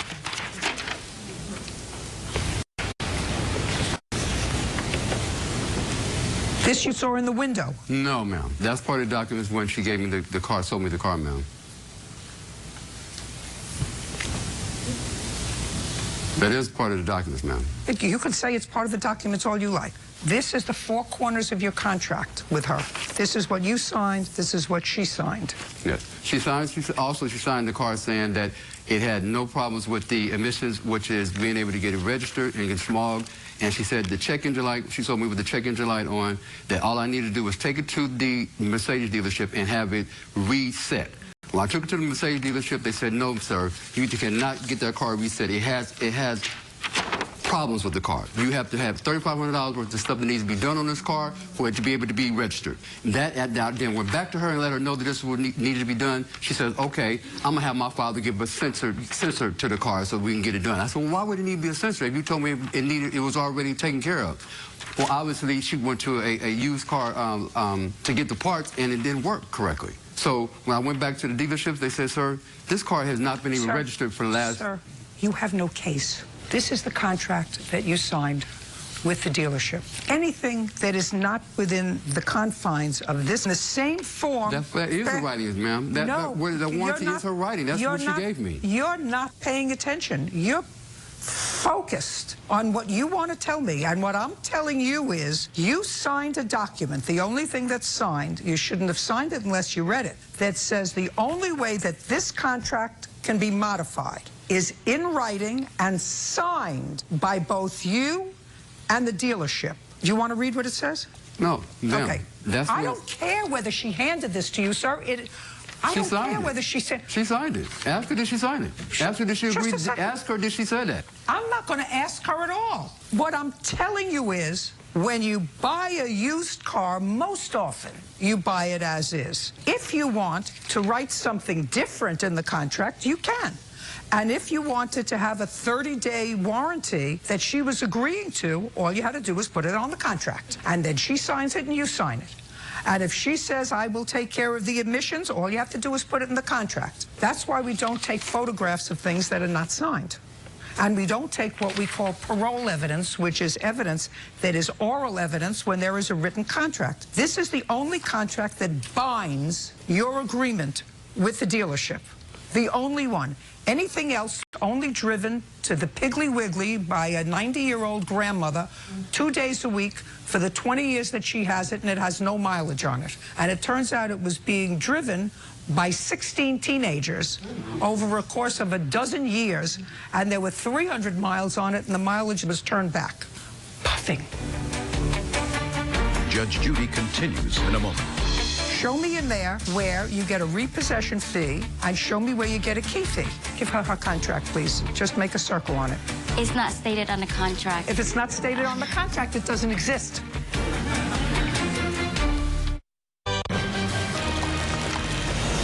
Real cases, real people. Judge Judy. Daryl Wood says car dealership owner Stacy Vaughn illegally repossessed his Mercedes. Stacy is countersuing for breach of contract, repossession fees, and a parking ticket. Now, this is your contract with her. And the only thing it provides is she's selling you a car for $3,500 plus tax, that you gave her a $1,000 deposit, that you were supposed to pay her $300 and some odd every month. You only made one payment, not two. She repossessed the car in February, and you have no recourse because you didn't make the payments. Fair, and it may be the first car that you bought off the used car lot, but the truth of the matter is you shouldn't feel badly, sir, because you drove the car December to January, January to February. You put down $1,000 on the car, you made one payment. When the car was repossessed, you said that it had stuff in it, right? Yes, ma'am. That means that you were driving it, right? So you drove the car December, January, most of February. It's not fair, but they are entitled to get paid for their car. You've stopped making payments. Now you have a counterclaim, which is ridiculous. You have the car back. Yes. So, what do you want? Well, I'm countersuing him back. I want to know for what? You have the car back. For the cost of keys, which is $250, a repossession fee of $375. Just a second. Hold on a second. Where is that in here? Just show me your contract. Well, I countersue him with this. No. Pay careful attention. Careful attention. I want you to point to me someplace. What's sauce for the goose, madam? That's why the contract's written is so easy. Show me in there where you get a repossession fee, and show me where you get a key fee. Give her contract, please. Just make a circle on it. It's not stated on the contract. If it's not stated on the contract, it doesn't exist. But I have the receipt and everything. Just a second. Doesn't exist, don't you understand? When I ask him to surrender the key, he doesn't give me the key, so I have to go cut the key. Show me in your contract where it says that you're entitled to a fee for the key and a repossession fee in the event that he doesn't make the payment. Just point it out to me. It's not written on the contract. Just like his warranty wasn't written in the contract. Well, she has the warranty right there with her signature on it, ma'am. She doesn't have to prove your case. Okay, but it's signature. You said it's his signature? Its signature is right there about the warranty, ma'am. It is. She was wrong for selling me that car without it being able to get registered. That's your contract. She's bound to it by it just as you are. Every contract that you sign for a lease of an apartment, it says on the bottom of the lease, should the landlord have to sue for eviction on this lease, you will be responsible for counsel fees. You will be responsible for this fee. It's in the contract. So what about his parking ticket that he received with the city? It's not on the contract, but it's got sent. He parked literally on the red curb, so he has to pay for the ticket. Whose car was it? Whose car is it registered At that moment, he had the car in his possession. Whose car is it? It's mine. Yeah.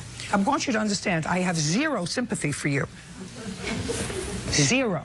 He bought this car because he really wanted this car. And I have a sense that he put some money into the car. Before you paid for the car in January. You put on new tires, you put on new rims, yes.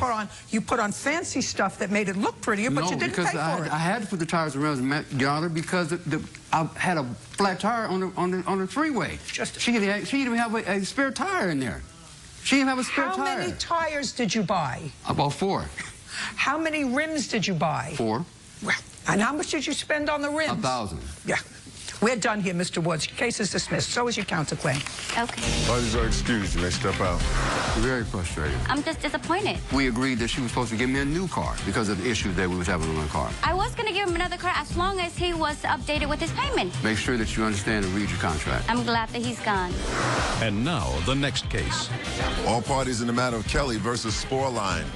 Step forward. Jessica Kelly is suing her former friend, 25-year-old Mackenzie Sporeline, for the return of her security deposit. Miss Kelly, you and Miss Sporeline were friends, and you had previously lived together, I gather from the papers. You've subsequently each had children, and there came a point when you decided to live together. You were living in the state of Connecticut. And you were living in Florida. Correct. And you were going to move from Florida to Connecticut. Correct. In what month was this?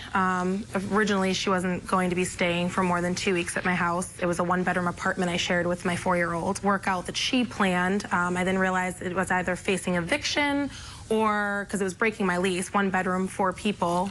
You're getting ahead of yourself. Who found the apartment? I did. The rent on that apartment was? $950. And you agreed to share the expenses of the apartment with her? I did. And you were all going to move in together. Now, when were you supposed to move into this apartment? Originally, the move-in date was for April 1st. So she was going to stay with you for the month of March? Correct. What happened in March? The apartment wasn't ready.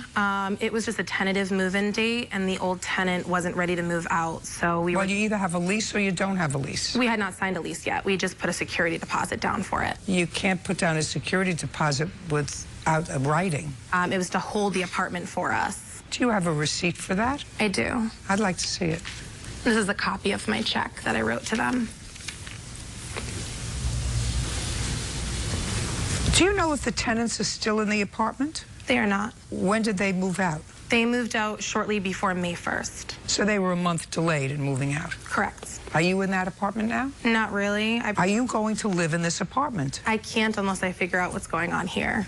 We couldn't get the security deposit back, but I also can't afford to move into a whole nother place after I've already left my apartment. Well, you have to live somewhere. Judge Judy continues in a moment. If you moved into the apartment by moving your property into the apartment and she put up any part of the security, she would be entitled to it back. You didn't get along, it didn't work out, but you're not entitled to live on her security deposit. Do you understand? cases, real people. Judge Judy. Jessica Kelly says former friend Mackenzie Sporline owes for the return of her security deposit. Mackenzie is countersuing for her security deposit. Okay, in the apartment where you were living with your 4-year-old, what was your rent? $700. And the rent here was $950. Correct. So not appreciably different. No, as a single mom, it's different if I were doing it alone. But we were going to split it 50-50. Well, then you would have had a much cheaper rent. Yes. Well, because that's what the case is about. She changed her mind, and you couldn't get your security deposit back. Correct. And you have a counterclaim. I don't actually know what that's for. Also, for the security deposit, how much did you each put in for the security deposit? She put in $550 in total, and then I put the remaining. $400. You changed your mind about moving. Why? There was a few things that occurred. One of them had to do with things that happened between her 4-year-old son and my 3-year-old daughter. And when that occurred, it kind of obviously concerned me a lot. Jessica and I both started fighting a lot as well. As a single mom, I've been by myself since my daughter was born, so she's not used to any arguing or any turmoil. So you both felt that it wasn't a great Correct. idea. Did you move back to Florida? I did. So what are you suing her for? Well, I didn't have to leave my apartment. Of course, we were fighting. It was a 1-bedroom apartment. I didn't have to have her there. I did it because she had nowhere else to go. Next thing you know, I'm watching her daughter every single night while she was bartending, and that was not part of the original agreement. It didn't work out. And you each had the same investment in this not working out, and you were each discommoded. Your life was turned upside down a little bit. She moved up to Connecticut. Now she's back in Florida.